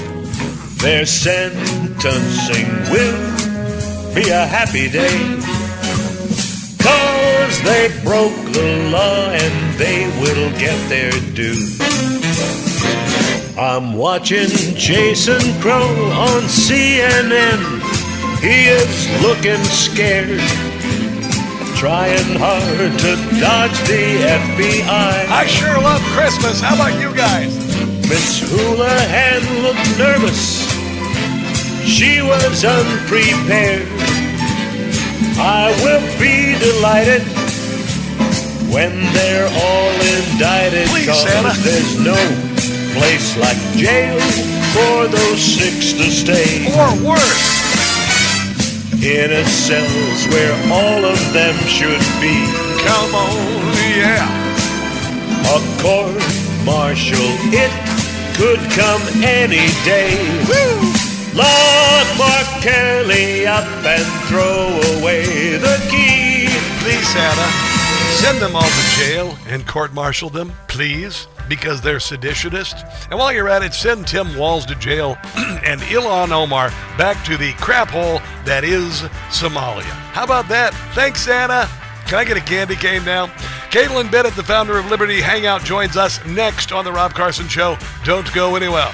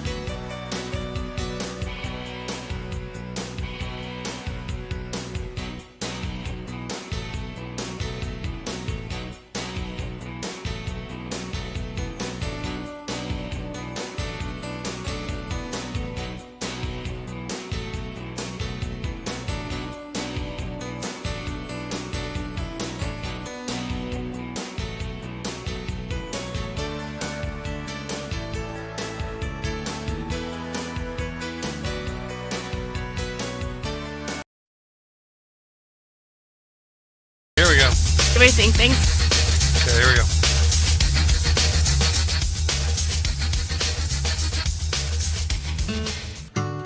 Do I think Thanksgiving is an offensive holiday? Yes. It's a holiday that's commemorating the genocide of Native people. We still deal with the scars of this today. It wasn't our land to take. We took it, and we're celebrating that we took it from other people who lived there first. And I think it's not nice. Is that what Thanksgiving is about? Yeah. The idea of celebrating, it just like glorifies the like smallpox blankets and other things we did to just completely eradicate the Native Americans. I think we should, like you said, rename it. What would you choose to rename it? Food and Family Day. Food and Family Day. Okay, whatever. America Sucks Day. I have no idea. Oh, my God. That's Kaitlin Bennett out and about again, this time with Thanksgiving. She's the founder of Liberty Hangout, and she joins us on the NEWSMAX hotline. How are you doing today? I'm doing well. Actually, correction, that video is 5 years old. What? Yes, that is a 5-year-old video, but, things have not really changed too much on campuses. Everyone believed it was still, it was from this year. Unbelievable. And this is the brainwashing that has happened. Certainly things have changed since I was a kid, and we looked at Thanksgiving. By the way, Thanksgiving is really my favorite holiday. Christmas comes in a close second, but this is all about brainwashing. Honestly, we're on stolen land. How long are we going to carry this? How long are we going to carry the "we live on stolen land" bull crap there, Kaitlin? Honestly, there's nothing we can really friggin' do about it. All right, there's nothing you can do about it. It happened 400 years ago, for God's sake. What the hell? I talked to one woman at a protest a couple months ago, and she said, "We're on stolen land," and I said, "Then leave." Yeah. Then why don't you leave? And she said that she would choose to go back to Germany, and I said, "You're worried about what happened on this land. You're not worried about what happened on that land? You prefer to live there?" And anyway. Yeah, they did kind of murder. Didn't they murder a whole bunch of Jews or something? I don't think they learned about that in college either. Yeah, it was more recent. So she preferred to live there on that land than here on the stolen land. It is utterly ridiculous. I saw the other day, I was going to the NEWSMAX holiday party the other day, and I saw a couple of Teslas, and I live in Northern Virginia, and you would never adulterate a Tesla with a bumper sticker. Have you ever noticed that? Your Prius, you've got every damn bumper sticker, it coexist spelled in religious symbols, farms not arms, visualize world peace, the Kamala 2024. All that, but on a Tesla, you never see it. You know why? Because you pay $70,000 for a Tesla. But what they're doing here, I guess, to assuage their guilt. The liberals here, I saw 2 in traffic the other day. It says, "I bought this before I knew how evil Elon was." Yep, I've seen those before, and when they used to protest at the Tesla dealerships months ago, they would hand out those stickers to the people coming into the Tesla dealership. Oh, it is so stupid, and if you really thought he was evil, you would not be able to drive that car, right? I mean, you should, but they just love the damn car so much. They love the virtue signaling. You know what? It C-blocked their virtue signaling. That's what happened. Because driving a Tesla is it's a high-class virtue signal.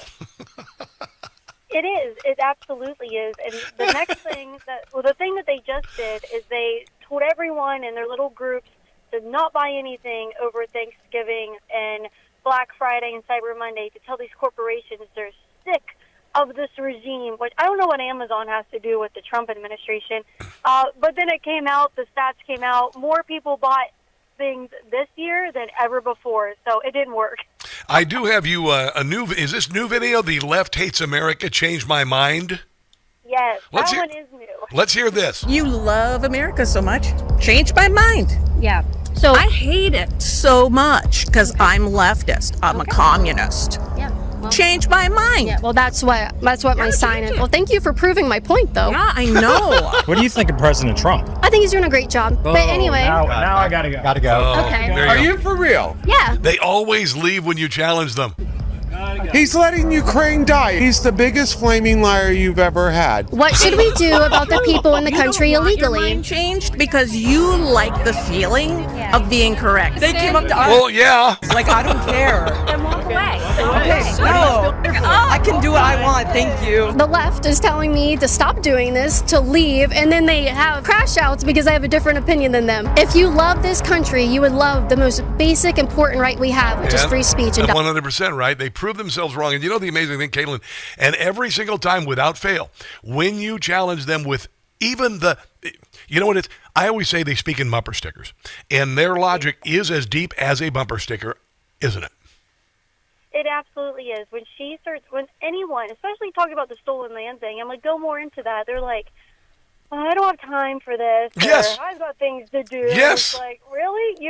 You had time to stop in the first place, but you don't have time to go deeper into that. Well, this is funny because I've noticed this when I moved into Northern Virginia. I live in this very left-of-center enclave where a liberal artist in this little building called the Torpedo Factory are scared to speak out loud about their support of Israel. Because, I mean, they get harassed. It's very scary. They put up this one artist, put up a sign in his window, said Charlie Kirk was a piece of crap, and calling essentially for Donald Trump's assassination.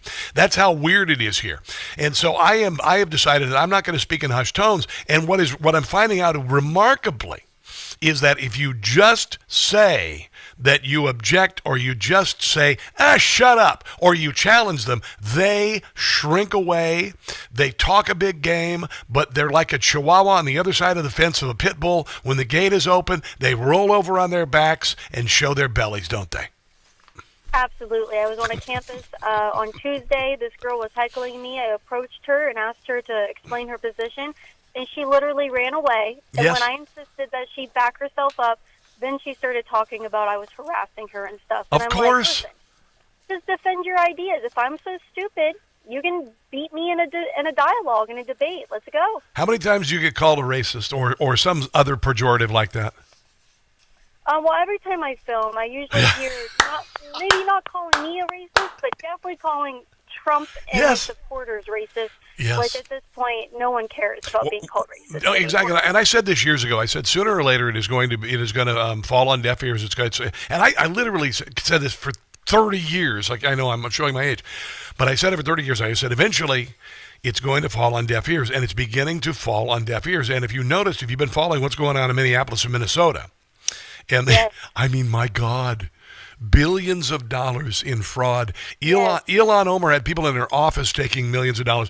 One of the councilmen on the Minneapolis City Council, he immediately said that Donald Trump, this is like going after Somalians, it's like 1930s Germany. Turns out his wife got millions or hundreds of thousands of dollars, and then one of his, I don't know if it was a friend or a cohort, was one of the restaurants that supposedly gave out thousands of meals and took millions of dollars. It is ridiculous. But as soon as they say 1930s Germany, Trump is a Nazi, you're a racist, you're a xenophobe, you know that you're right. Yeah, and you know what? It just doesn't matter anymore. At USF, the student was telling me we can't say the term third world country because it's racist. And I just looked at her and I'm like, how is it racist? But anyway, we're supposed to say developing countries, and I'm like, what are they developing? Terrorism? Yeah, you know, I hate to tell you this, it's 2025. Why in the hell haven't you developed? We started developing a couple hundred years ago. You know what, and what has been getting me a very little bit of ire, most people don't mess with me, but I said that Somalia is the world's meth lab trailer park. You can use that if you want. It is, it's like literally. That's where Walter White would move. To make meth. Yeah. All right, I want to talk to you a little bit further on the other side of the break. College students, 9 out of 10, think that words can be violence. And I've started predicting this, again, 30 years ago, that it would move into this. Can you hold on?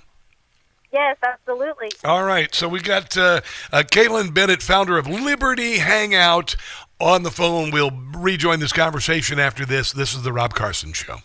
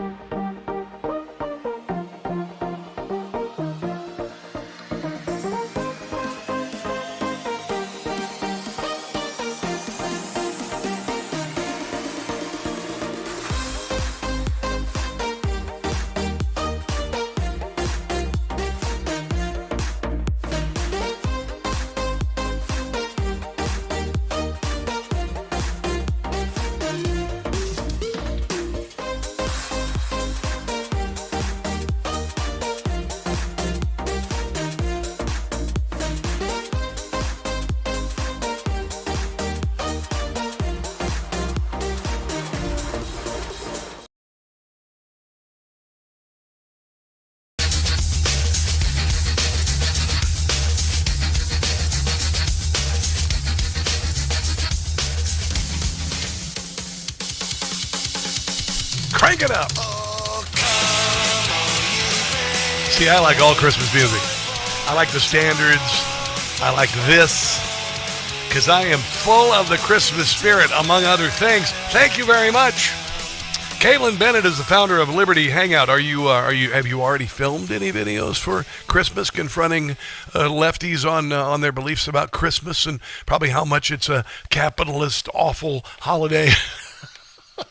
I did a video in New York City years and years ago about Christmas. It was hilarious. Had a hard time finding anyone who spoke English there, but the people I did talk to, they did not know what Christmas was about. So that's a good one. Oh my goodness! Now, do you celebrate Christmas? I don't know if you do or not. Absolutely, yes. Good, absolutely. Okay. We are Catholic, so first we recognize Advent first. Yes. And we don't decorate for Christmas until Christmas Eve at 5 p.m. Really? The vigil of the birth of the Nativity of our Lord, as it is called in the Catholic Church. Yes. And so our house is bare, nothing. Wow. So I think that's fantastic. Be, don't you love, and listen, it's difficult at times to stay up past midnight, but midnight mass is so beautiful, isn't it? Oh, it's so beautiful. And Easter Vigil is so beautiful. It is hard to stay up. We haven't been in quite a few years because we can't take the kids to midnight mass. Yeah. Unless we wanted screaming children in there the whole time. Well, wait a minute. Your church doesn't have a cry room? Because when I grew up, we had a cry room. They had a cry room in St. Pat's Church in Neola, Iowa. And you go back and it had a glass. You could see and there was a little speaker. You could hear the priest. And I think it was not only a cry room for little babies, but a smack the kid upside the head if they're misbehaving room. Yeah, no cry rooms here, and our priests like it better that way. I love it. Kids cry, that's fine. Stay in the pews. It is a glorious season, and you got little ones now, so that's pretty cool. That's pretty cool.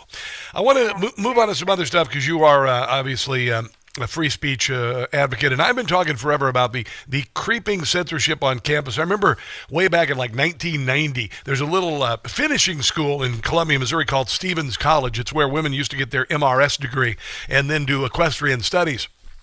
And then it became a bastion of I'll just say it, largely leaning toward lesbianism and anger and feminism. And they literally, seriously, woo. And I remember they took the word man out of woman, so they started spelling woman with a Y. Because they didn't want men and women, which means they were lesbians. Anyway, but they did. That's where it started. Yeah, the college campuses, like I said, just on Tuesday I was at USF, and they started going on about how just talking to students was harassment. The statistic you said, 9 out of 10 college students think that words can be violent. Do you know why they use that? So you won't speak. Because they can't defend themselves. They can't defend their points of view. And it's been moving this way for a very long time. And now words are violence. They say that conservative speech is hate speech. You know why they say that? Because they hate it. And then they couldn't win that argument. Seriously. And now they've moved into words are violence. But leftist words are never violence. It's only conservative speech that's violence, right? Yes. Well, you notice how they were very upset at Trump saying Miss Piggy.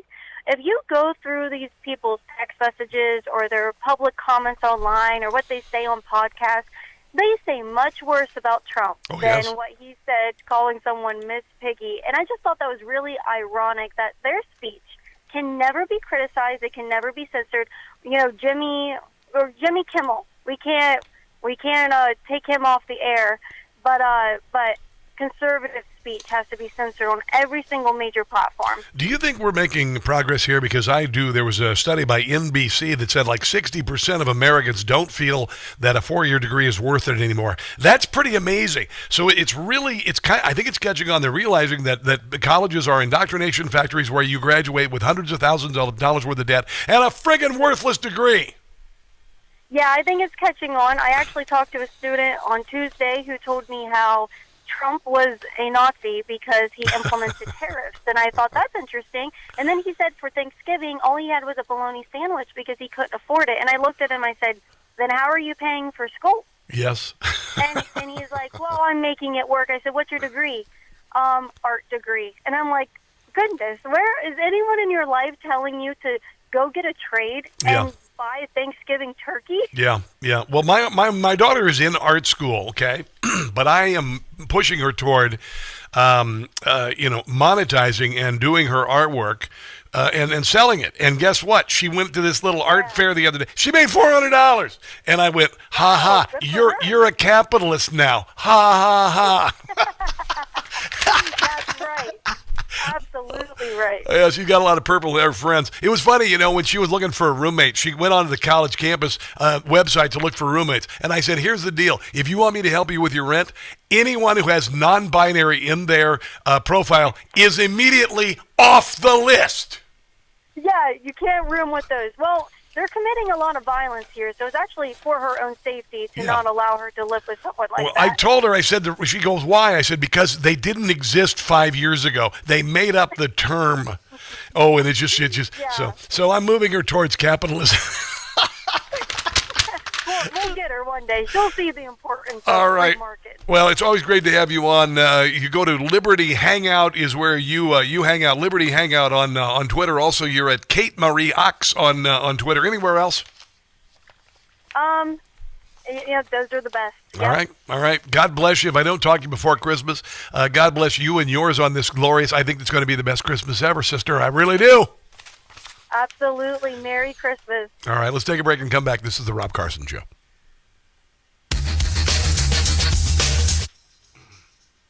She does so good. She is really funny, isn't she? Oh, my God. She gives him a little what fur. She do. She gives him a little what fur. A lot of people talking. Let's see. My sister went to art school and is now an architect. Yeah, my daughter is brilliant, and her stuff is very. I told her it's very marketable, and you can you don't have to be like smoking a cigarette in Paris with a beret on and a striped shirt to be an artist. You can be an artist and sell your wares. You can be a commercial artist. You can be in a lot of other stuff. Let me see if I can find some pictures of her stuff, because her stuff is cute as hell and it's very sellable. I keep telling her. Her characters are amazing, and again, they're very marketable. They're very sellable. You can put them on tchotchkes. You can put them on coasters. She does drink coasters, things like that, and it's still her art. It's still her art, and it's oh, here. No, that's not it. No, that's not it. Hold on, I'm going to try and find it. Yeah, scrolling through my phone so my listeners and viewers can see my daughter's art. That's good. Here it is. Look at that. Look at that. Right? Isn't that cool? Isn't that cool? Okay, you guys, I'm looking over here on the Rumbly Roo where Tom K and Scarecrow are watching. Here's another little close-up of my daughter's art. These are little tchotchkes she sells. They have them on strings, and I've got one hanging in my truck. Deplorable Dinosaur, how you doing? Good to see you over there. Luft Nut, whatever that is. Hi, good to see you. Drug war, did we not learn anything? Prohibition. Hey, here's the deal with the drug war. They're finally doing it, and they're winning. Okay? You may have given up on the drug war, Luftnut, or whatever your name is, but not the rest of us. And yes, alcohol is bad. Nothing we can do about it. Jesus drank wine, but he didn't smoke weed. There you go. Look at that. Look at that. Those are some of her little pencil cases and bags that she sold. Here's some more. Oh, these are the coasters. Are those cool? I'll put up a website. You can buy it. I don't get a cut.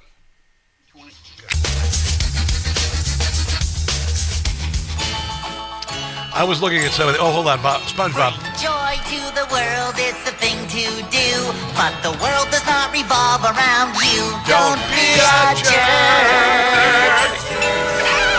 It's Christmas. There's a live, kind of a stop motion or whatever the hell, SpongeBob Christmas a couple years ago. It's very entertaining. It's very entertaining. It's very immature as well, but it is wonderful. I enjoy it. I let my kids watch SpongeBob. I know a lot of people didn't watch their Gen Z kids watch SpongeBob, but I had no problem with it. Because I love it. But I had a lot of people writing on the social media. We, of course, broadcast on all NEWSMAX social media, NEWSMAX YouTube, NEWSMAX Twitter, NEWSMAX Rumble, NEWSMAX Instagram, and Luftnut says, drug war, did we not learn anything from Prohibition? Well, here's the deal. The war on drugs has never been waged. It's always talked a really good game. I've been thinking about this because I used to speak in the 90s to millennials when they were in school at these DARE graduations. Remember the DARE graduations you go through that don't dare you keep your kids off drugs and all? I spoke at those when I was in my 20s. And we always did lip service. This is your brain. This is your brain on drugs. Any questions? But we've never declared war on it. Donald Trump has declared war on it, and he's blowing the bloody crap out of it. He's blowing the crap out of the narcos, which I think is absolutely amazing. So that's happening. Donald Trump is actually waging the war on drugs, and he's winning. We've never seen that before. And all the Democrat Party can do is bitch and whine about it, to be quite honest. All they can do is bitch and whine about it, because I have a funny feeling a lot of them are making a little money off of it. That's what I think. So I'm going to play this from Jim Gossett. We're sinking vessels, one's loaded with drugs. Mow the boat down. War on drugs. With U.S. airstrikes to target the thugs. We thinks it's time to mow the boats down. Legal. Narco terrorism we won't tolerate. Mow those boats down. Stop your drug traffic before it's too late. Otherwise, we'll mow your boat down. Shape up Venezuela or we might attack. Maduro, we will take down. Drug boats you're sending will never come back. We'll sink them all and watch the men drown. We know who you are, we'll mow your boat down. Won't get very far, we'll mow the boat down. There you go, that is Jim Gossett. Go to patreon.com, Jim Gossett Comedy. Yeah, we're finally waging a war on drugs. It's always been talking, it's always been lip service, but they're doing it, and they've cut off the flow of fentanyl in the country by 90%. Nice to have a president who does something and saves lives, unlike pudding for brains. Last hour of the show, right ahead. Don't go anywhere.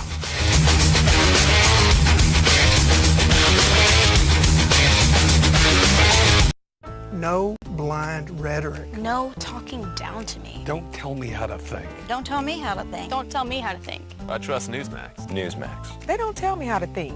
They let me decide. Real news for real people.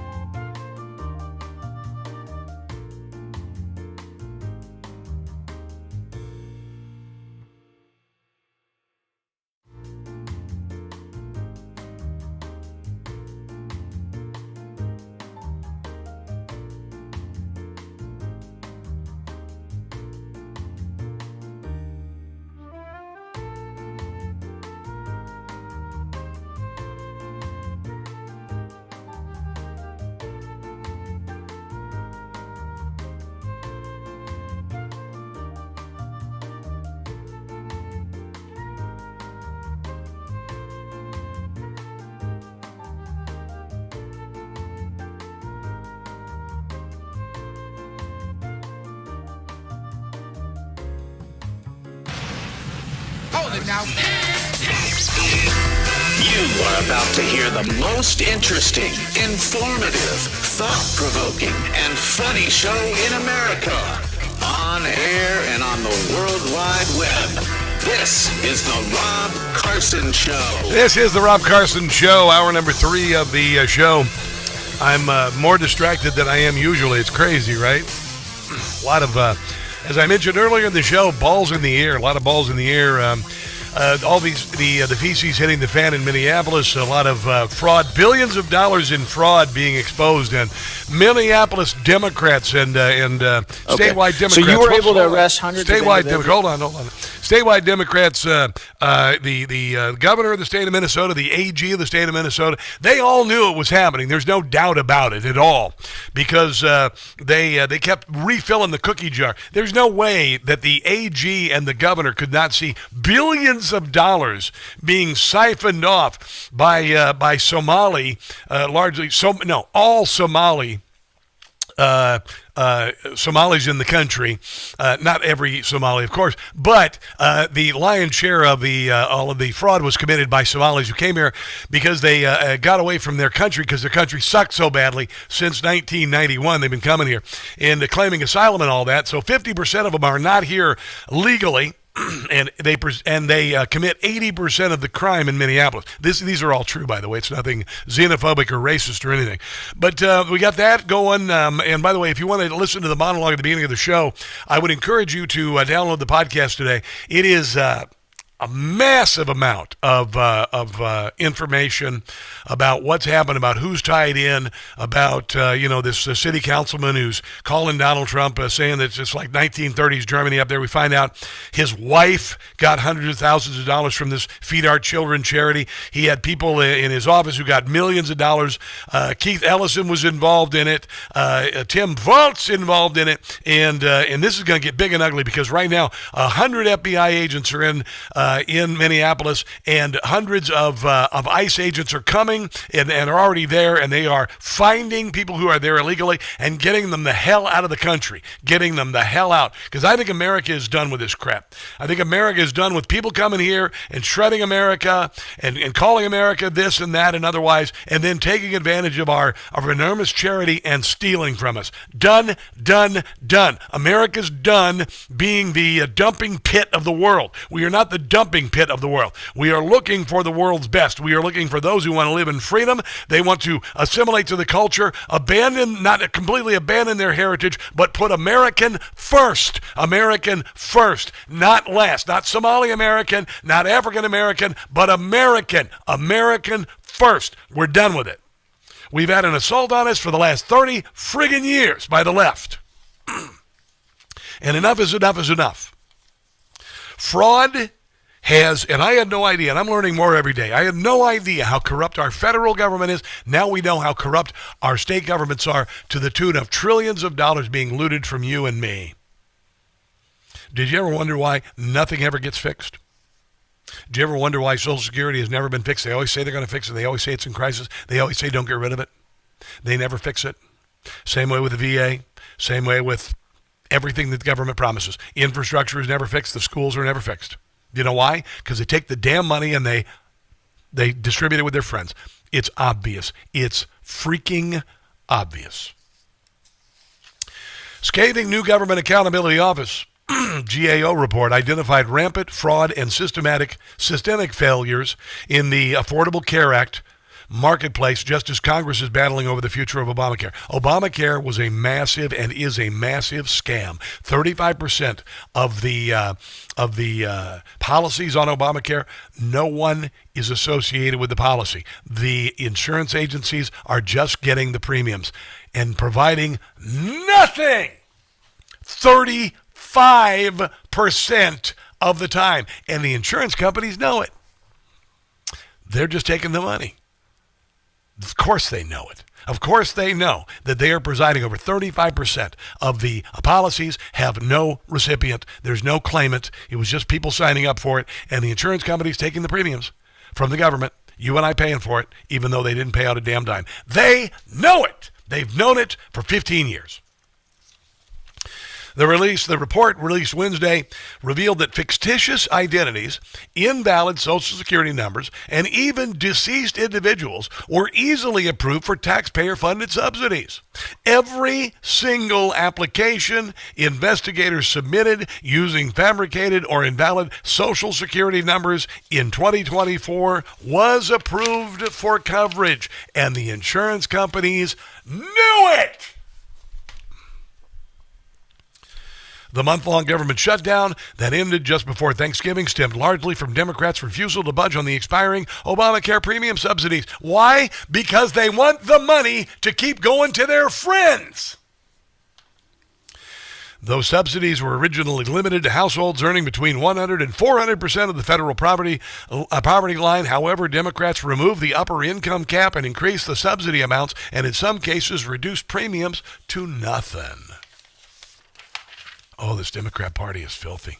Fraud is especially widespread among enrollees reporting incomes between 150 and 100% of the federal poverty line. GAO's undercover investigation found 100% of the fictitious applicants it submitted were approved in 2024.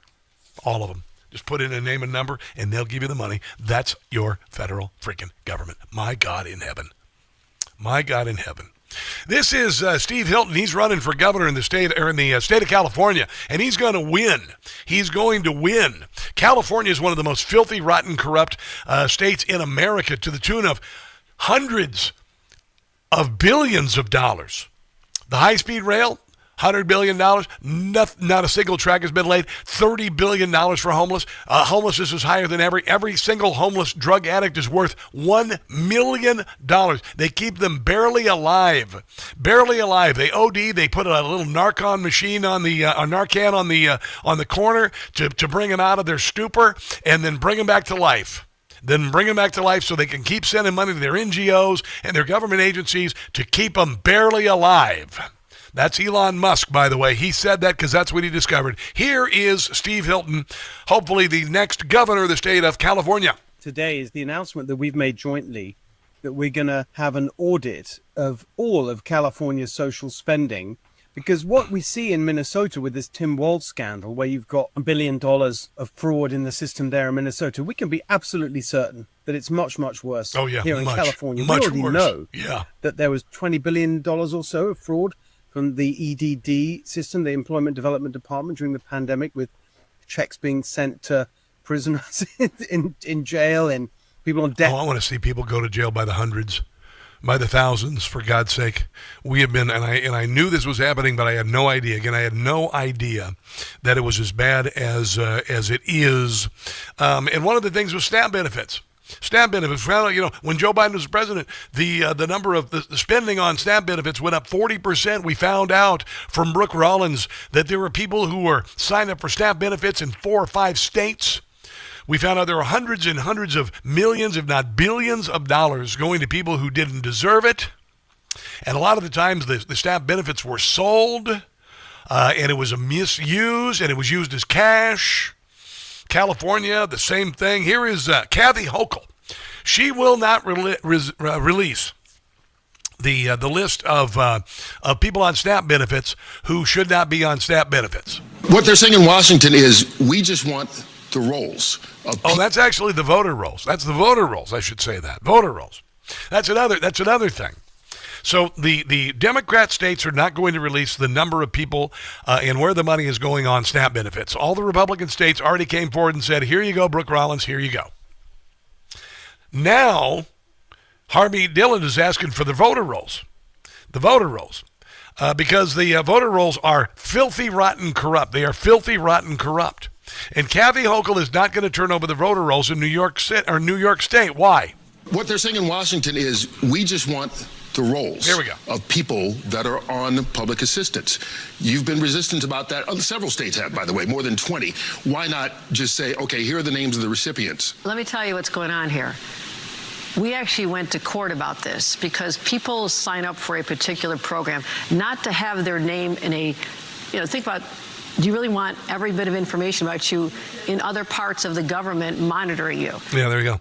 Here is Ted Cruz's response to that. If she doesn't want to release the list of who in New York is getting SNAP benefits, that's great.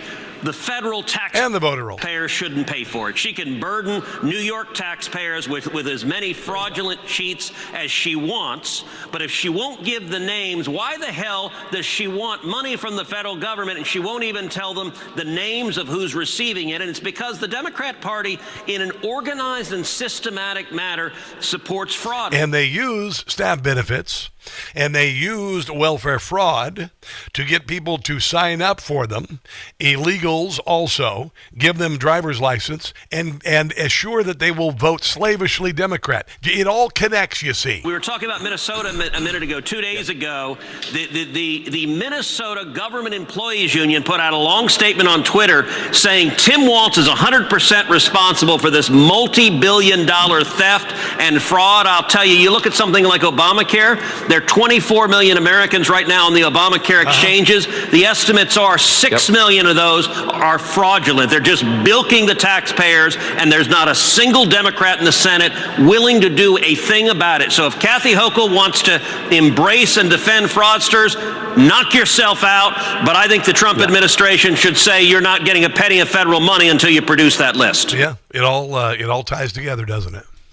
We've been talking about this for a long time. The Democrat Party bringing people into the country illegally, loading them up on government largesse, giving them driver's license, getting them registered to vote, and then refusing to turn over the voter rolls, while saying that there's no voter fraud in the country to cover up the crime of voter fraud. I'll have you know that the Department of Justice Civil Rights Division has sent letters to all 50 states. This is Harmeet Dillon.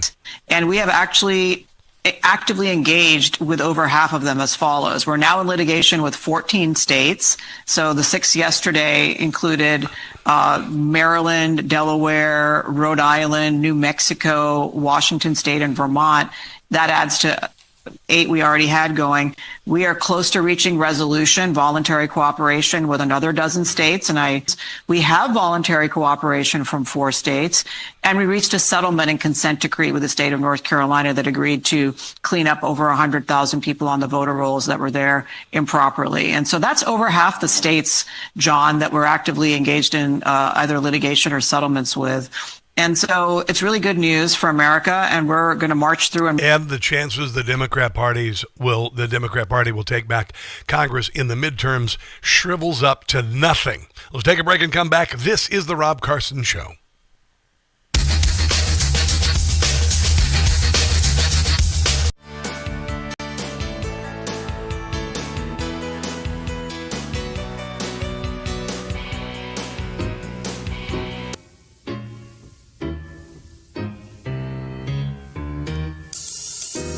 The FBI says Democrats got ballots from China. The CCP are dirty rats, sending ballots from China. Fake driver's licenses the Chinese supply to cheat in 2020 can't be denied. Cash Patel produced the proof. China helped steal it. He's about to raise the roof. I can't just feel it. Democrats, they are nervous, and they ought to be. If you got ballots from China, should not go free.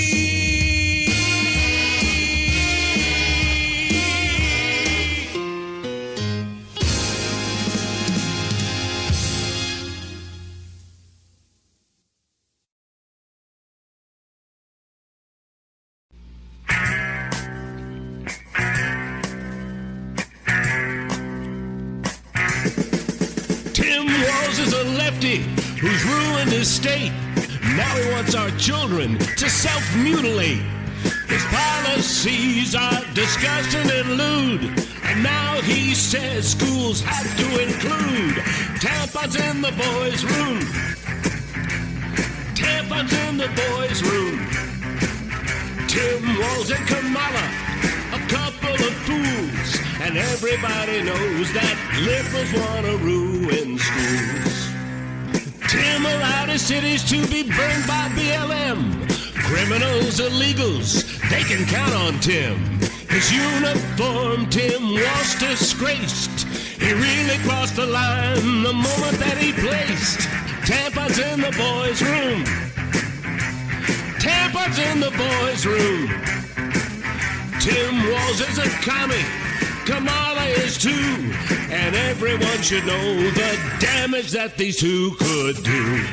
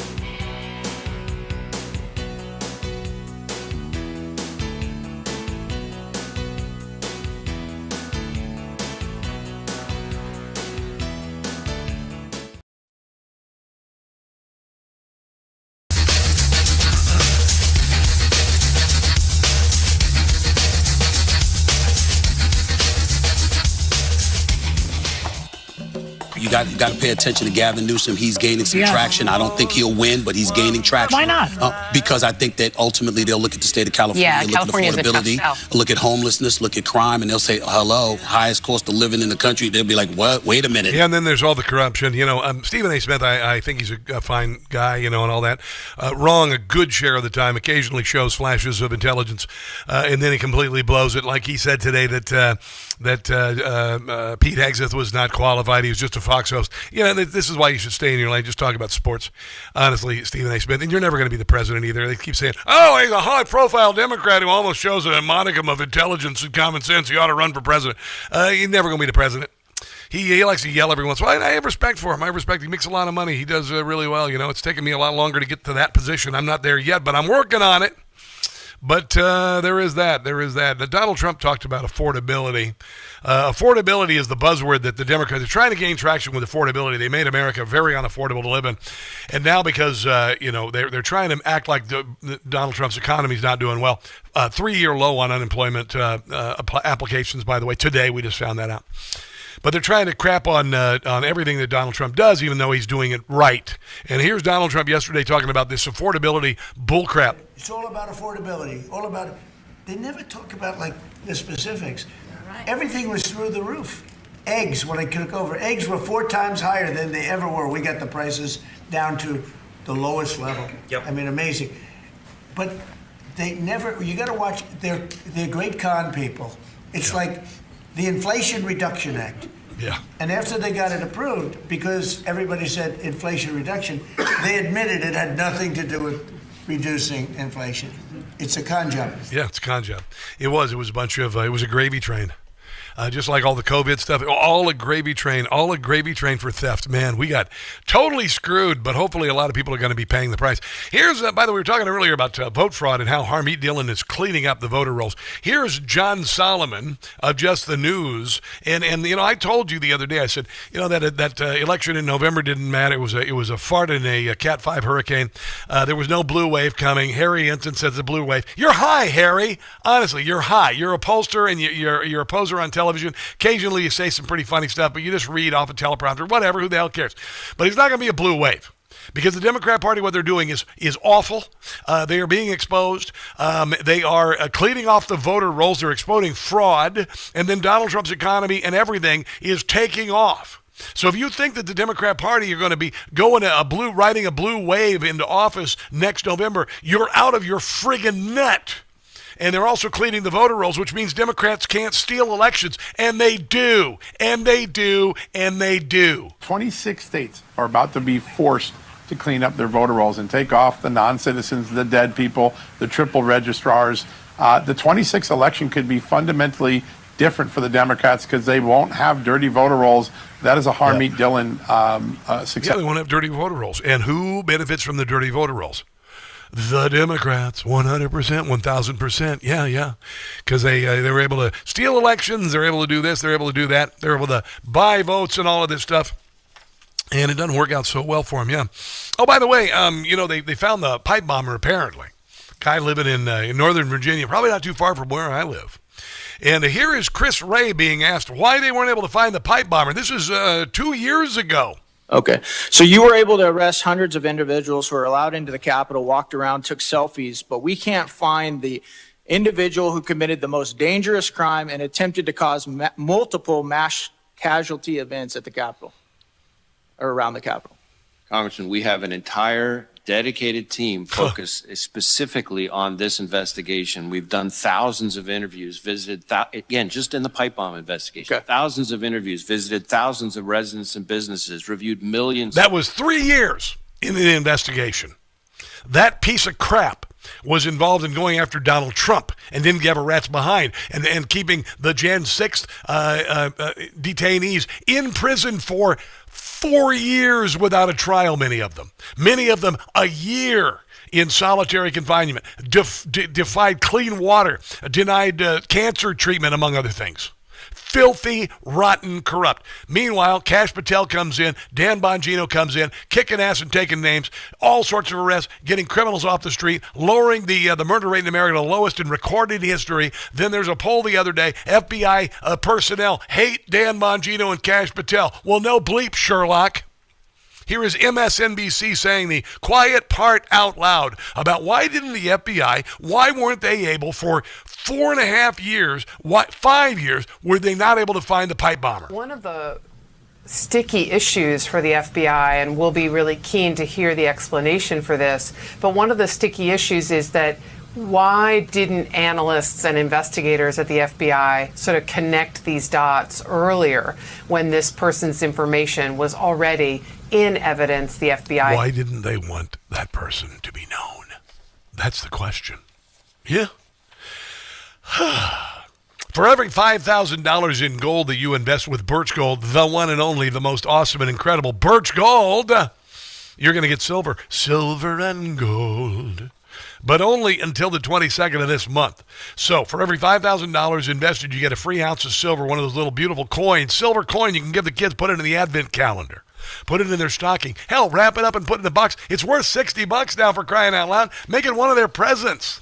Make it one of their presents. Why the heck not?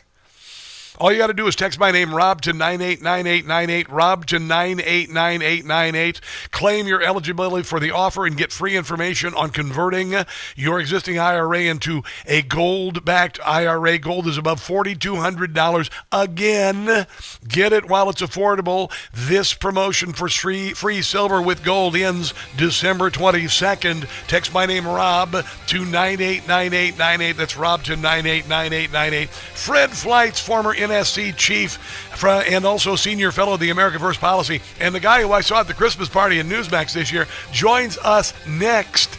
Don't go anywhere.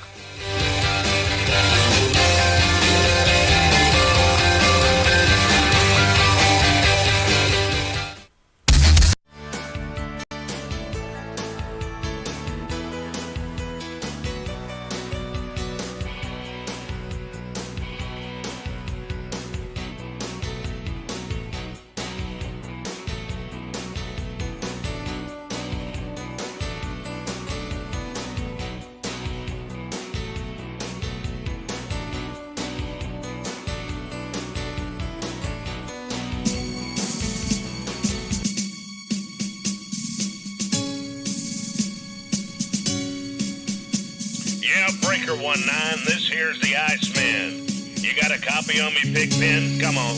I was just passed by a gang of truckers I ain't never seen before. They were yelling out their windows, "Death to America." Yeah, we definitely got the front door. Mercy sakes alive. It looks like we got us an Al-Qaeda convoy. ICE just arrested a terrorist in a truck. The fact that he ain't hurt no one, well, that's just total luck. He was here illegally for jihad, he is called. Only a liberal Democrat wouldn't be appalled. We got a terrorist convoy here illegally. They could pose a major threat, a threat to you and me. Terroristic truckers wonder what's in their load. Wouldn't be surprised if a rig of theirs explodes. Convoy. We'll catch you on the flip-flop, Pigpen. This is the Iceman. Over and out.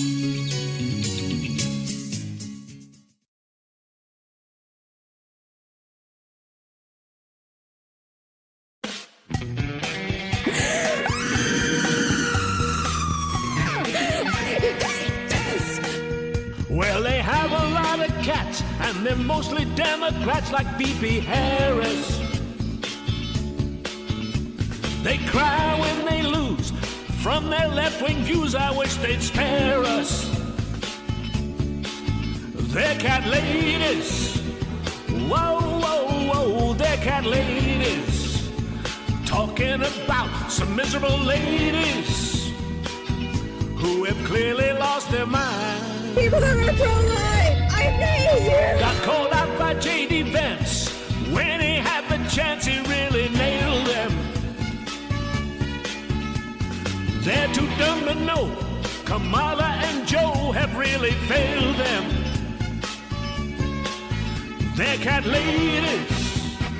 Don't have a child, they're cat ladies. Talking about some miserable ladies who are out of their minds.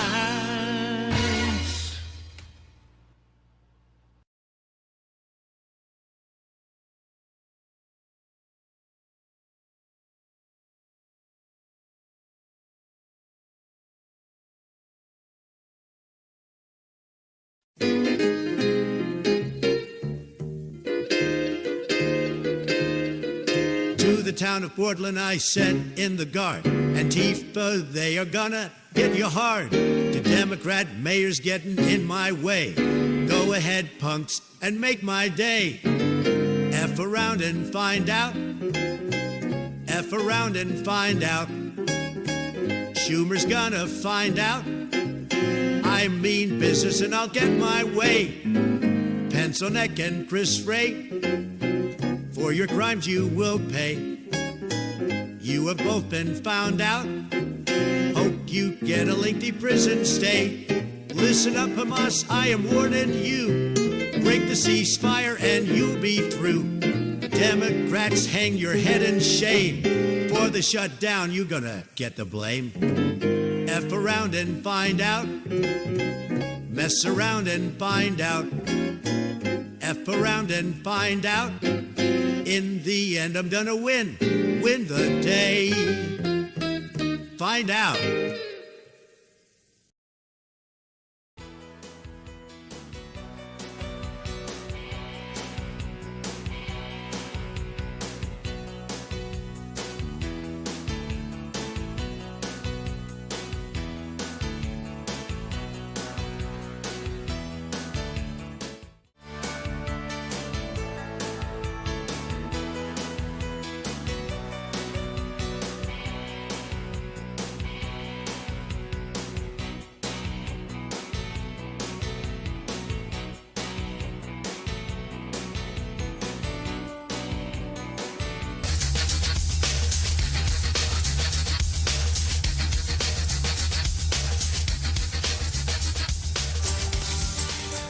So the Chiefs-Cowboys Thanksgiving Showdown was the most watched NFL regular season game ever. Ever. You know why? Cowboys and Indians, kids. It's about Cowboys and Indians. Yeah, maybe cops and robbers next year. These are games that we played as Gen Xers. We played outside. Yeah. And we played Cowboys and Indians. And you know what's really weird is that when you got to be an Indian, it was cool too. You didn't go, oh, I've got to be a poor Indian. Oh, they're going to steal my land. No, it was, we're going to kick the cowboys' asses. And then the cowboys are like, we're going to kick the Indians' asses. And then you go out and you play cowboys and Indians. That's what you do. And you go, whoa, whoa, whoa, whoa. That's what we did. I know it's so politically incorrect, but that's what we did. That's what we did. Get used to it. Oh, my God, stolen land. That said, the matchup attracted, are you ready for this? 57 million viewers. Holy cow. $57 million broke the previous high mark of $42 million, or million people. Wow. Cowboys-Chiefs game shattered by 36% the previous league record. Wow. So people watched a bunch of guys who stole their opponent's land, and then they fought it out, and then they beat the Indians. Oh, my God, it's so politically incorrect. Remember when Rush used to do the politically incorrect NFL picks? Remember that? And he'd always say, like, the Eagles, which is the soaring, symbol of America, versus the Cowboys. They were the, you remember what, you know what he did. I won't try to attempt to do what he did, because you know what he did was pretty damned amazing. Oh, here's something kind of nice. The Biden administration, which was filthy, rotten, corrupt, and wanted to destroy America. The people pulling his strings wanted to destroy America. You don't believe me? Listen to this. Not only that, let hundreds of thousands of Afghanis into the country unvetted. One of them just went from Washington State to Washington D.C. to murder a National Guardsman and injure another. Yeah. But they also brought in Taliban members. It turns out that the Biden administration very quietly created an exemption for many low-level, ready for this, Taliban, you heard me right, Taliban civil servants were allowed to come to the United States, hundreds of them. This news comes in the wake of the Afghan national... They didn't care if they murdered you. They didn't care. The Democrat Party despises you so much, they opened the southern border wholesale without screening anyone for criminality or disease or anything. And they've wreaked havoc on our country. Hundreds of thousands of people have died from fentanyl poisoning intentionally from China. They allowed it to come over. They did nothing to abate it whatsoever. They didn't care because it killed people who live in America, and they allowed millions more to come in and live on the government dole and vote Democrat. And then a lot of them stole a lot of stuff from us via charity, like in Minneapolis, Minnesota, and California, and in Maine. I got some news on Maine here in a second. Yeah, they did all that. And then, of course, they also let in Taliban members from Afghanistan as well. Was charged with attacking the two National Guardsmen and killing one of them in D.C. right near the White House. So how did it work? Well, the Biden-led Department of Homeland Security and the State Department announced in June 2022 that it had put together new exemptions for purportedly vetted applicants who would otherwise be blocked from the United States, including some former Taliban government workers. I'm not making this up. It's in writing. The policy allowed hundreds of Afghans to come to the United States when they would have otherwise been barred due to terrorism-related ties. Wow, unbelievable. I want to see Alejandro Mayorkas face the death penalty. Yeah, I said it. I'm not afraid to say it.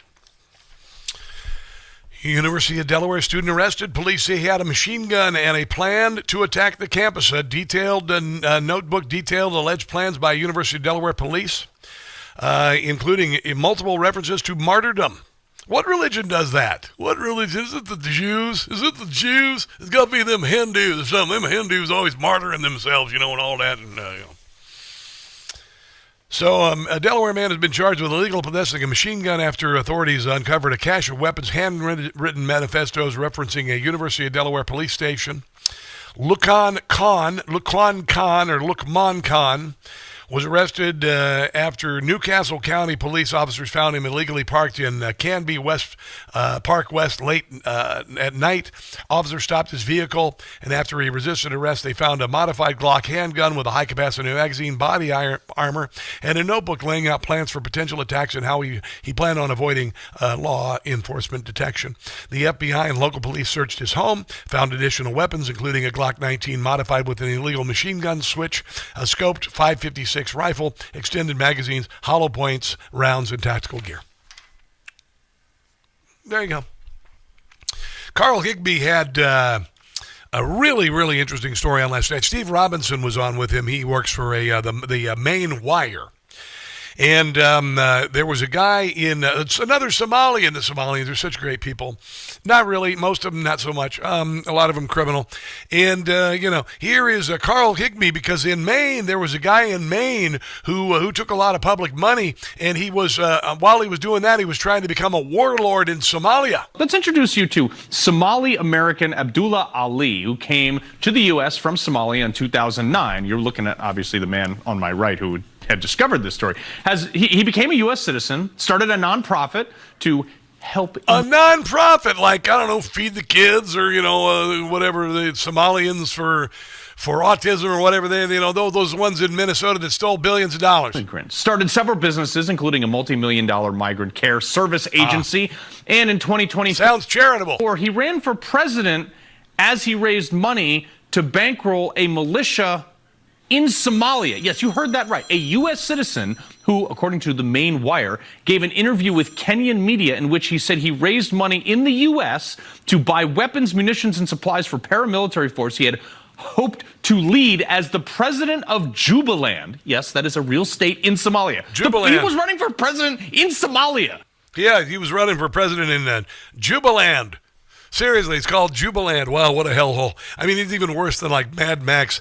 Here is a little bit more. This is Steve Robinson talking about the governor of Maine. Abdullahi Ali's number two, his assistant executive. Are you number two? Who works for number two? Director is the former mayor of South Portland, Maine, and is currently a state representative from South Portland and a member of the Appropriations Committee. Decca Delac, one of his former employees, Yusuf, is a representative. Decca Delac and Yusuf. From Portland. Many Gateway Community Services alums have gone on to become involved in politics, and Governor Janet Mills created the Office of New Americans. The Office of New Americans, like this is the first time that they've ever had, people coming in from other countries to live in America. Or that's actually what we've always done. Specifically to cater to the new Americans, new Mainers, illegal aliens. Oh, you mean all the ones that Joe Biden allowed to come across the southern border, and then they freed up all this money and started taxing us for all of this largesse during COVID. Now it's all kind of coming together, isn't it? Isn't it kind of all coming together that Joe Biden opened the southern border, COVID came around, Joe Biden passed this massive Inflation Reduction Act, billions and billions of dollars in COVID relief and all of that, and then handed it out to all the illegals in Democrat states to maybe buy votes or something. And the only employee of that organization is Alkas Ahmed from Sudan, who is a former employee of Gateway Community Services. Wow. Back to the warlord. You really can't make this stuff up. I mean, the guy's running a migrant services agency that bills MaineCare, which is what we call Medicaid, they take money from Medicare in Maine. $5 million a year. At the same time that he's running for president, and to be clear, in Somalia, in states like in Illinois, illegals get twice the Medicare benefits that legal resident. Is it making sense yet, kids? It should. Let's take a break and come back. This is the Rob Carson Show.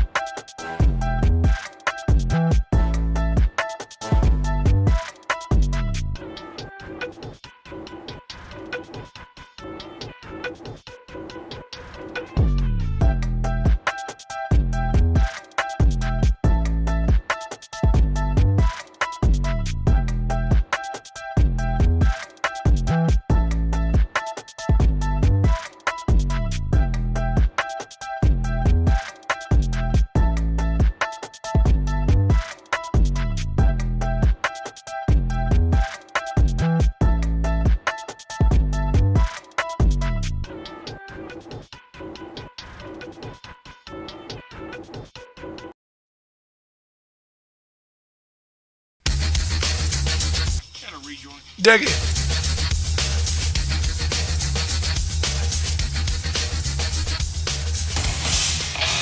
Relentlessly slowing the spread of the stupid every day. It's the Rob Carson Show.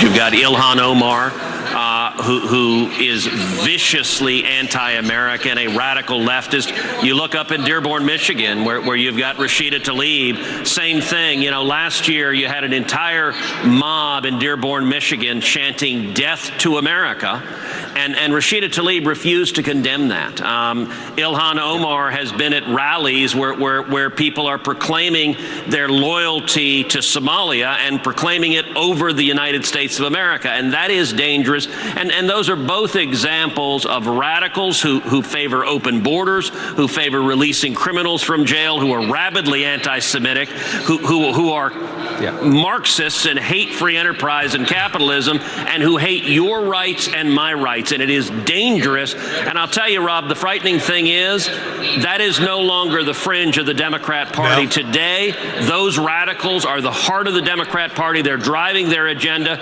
You look in New York City at Comrade Mandami, a communist and an Islamist, and that right now is where all the energy is in the Democrat Party. And if you think that's going to win the midterms, you're high. This is Ted Cruz last night. He was talking to Rob Schmitt on NEWSMAX. You need to watch NEWSMAX every day, by the way.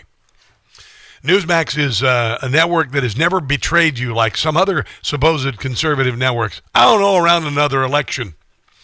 And you can depend on NEWSMAX for being conservative, although not all of the anchors on NEWSMAX are conservative. I don't know what the heck Greta Van Susteren is. I think she's just a journalist. But here is Ted Cruz on Rob Schmitt last night. Well, look, I certainly hope so. And any visa that is talking about accountability in places like Minnesota for all the fraudulent should be revoked. If you look at what has happened in Minnesota, there has been massive fraud to the tune of billions of dollars, bilking the Minnesota taxpayers.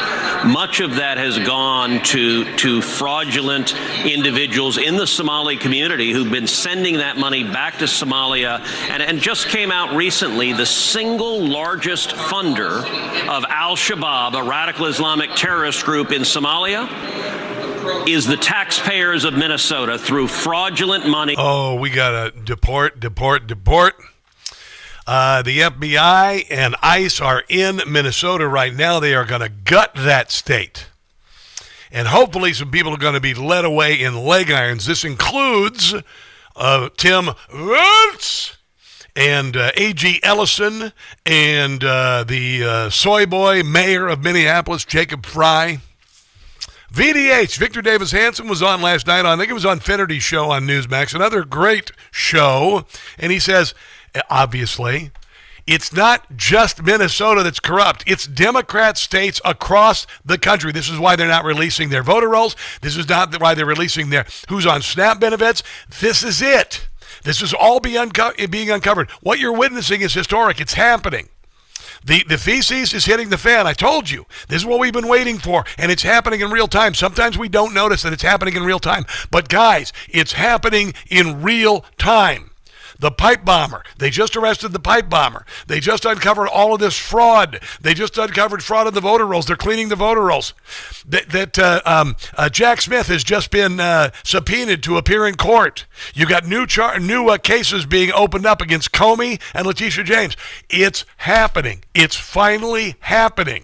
I don't know, but it's unfortunately not confined to Minnesota because our Somalis. I mean, I'm speaking from California, we have 17,000 driver's licenses that were issued to non-domicile illegal aliens that didn't even live here, and they were illegal, and we've had accident after accident after accident.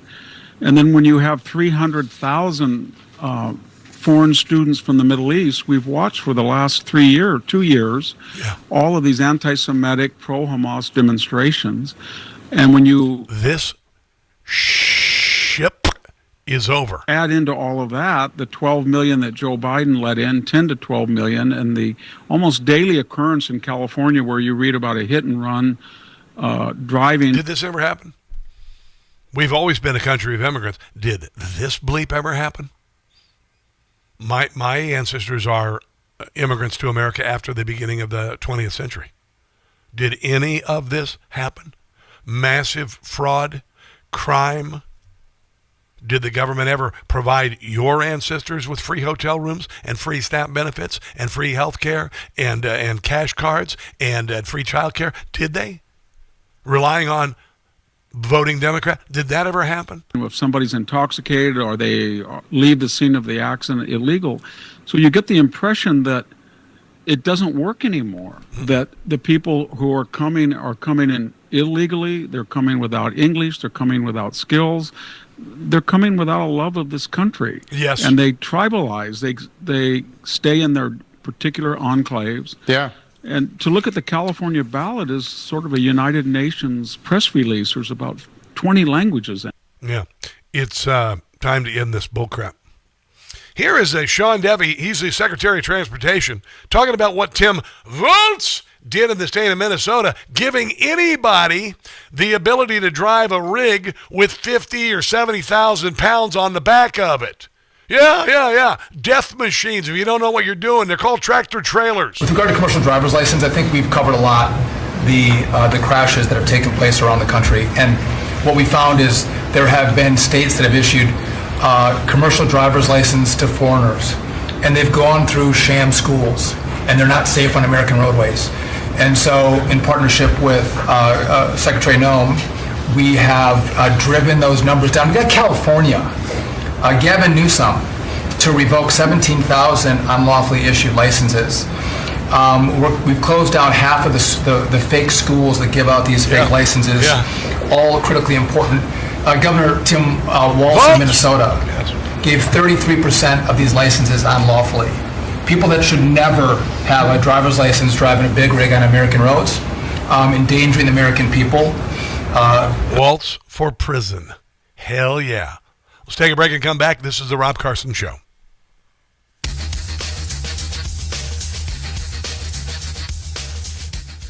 There's a lot of politicians that should be getting cold. All right, I'm going to talk to my streamers. But Birch Gold.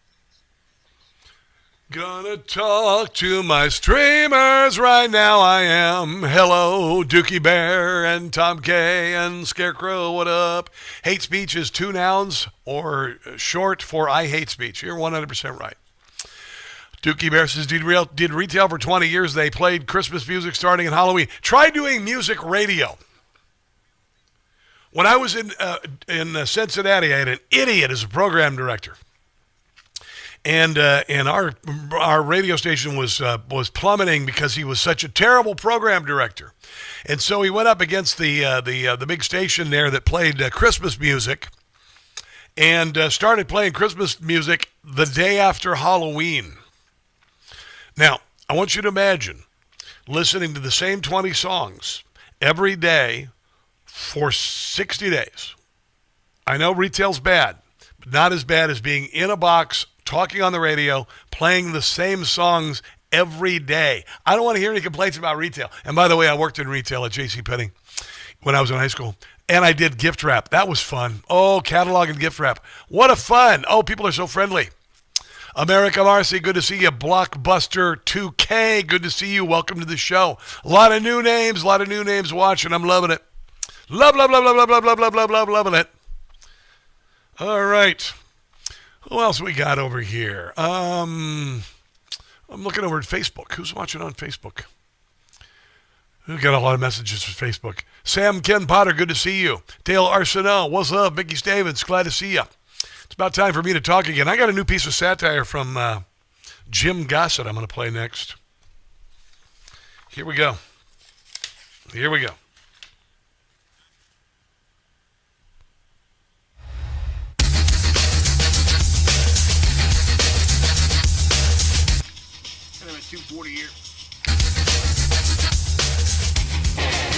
So Ellen DeGeneres is returning to the United States after escaping Trump's America after his re-election. She and wife Portia de Rossi apparently don't want to spend the cold winter in Great Britain where they're living here. I guess maybe Donald Trump wasn't as bad as they thought, trying to go after all the gays and everything. They said that they were leaving because Donald Trump was going to make life a living hell. Why would you move back to Hitler's Germany? Honestly, if it was really true, why would you move back to Hitler's Germany? Or maybe you're just full of crap and your children throwing a temper tantrum. Hello, Ellison. then goodbye. Ellen, coming back where you do not belong. Jim Gossett, ladies and gentlemen. Did not miss you. Ellen, it is true. Ellen, sentiment against you, it is very strong. Treated your staff badly, and now, sadly, you're returning to the USA. Why would you come back? Trump, you blame for leaving. The sight of you has us heaving. Promise us that you'll go back. Promise us that you'll go back. Promise us that you'll go back real soon. That is Jim Gossett, ladies and gentlemen. Oh, yeah. Nice. Channeling a little Louie. Sounded kind of dirty, didn't it? Channeling a little Louie. Well, who hasn't done that? Anyway, that is Jim Gossett, patreon.com, Jim Gossett Comedy. Yeah, Portia de Rossi's coming back to America. Donald Trump was the president. She had to leave because, oh, my God, Donald Trump is in. And then, of course, the bat guano crazy Rosie O'Donnell moved over with her daughter. It's poisoned her autistic daughter's mind. She's having, fits of rage about Donald Trump. Her autistic 12-year-old, psychotic woman. My God, woman. Get a grip. But why would you come back to Hitler's Germany? If it was really as bad, why would you dare come back to Hitler's Germany? Donald Trump is in charge. Why would you consider coming back? He's caused so much damage and so much. Why? The country's going to hell in a handbasket. He's a dictator. Why would you move back? Maybe it's just you're full of crap. Maybe you're all just full of crap, and your house of cards has fallen down just in time for Christmas. I told you we had a rebirth of freedom and a movement of faith and patriotism that is going to grow bigger and bigger by the day, and it is. This is going to be the best Christmas ever. Have a glorious day. God bless you, America's founder, Donald Trump, as he makes America great enough for Ellen DeGeneres to move back, for God's sake. And join me tomorrow, and until then, don't catch the stupid. I'll see you then. Information. Truth is freedom. Is NEWSMAX. It's real news for real people.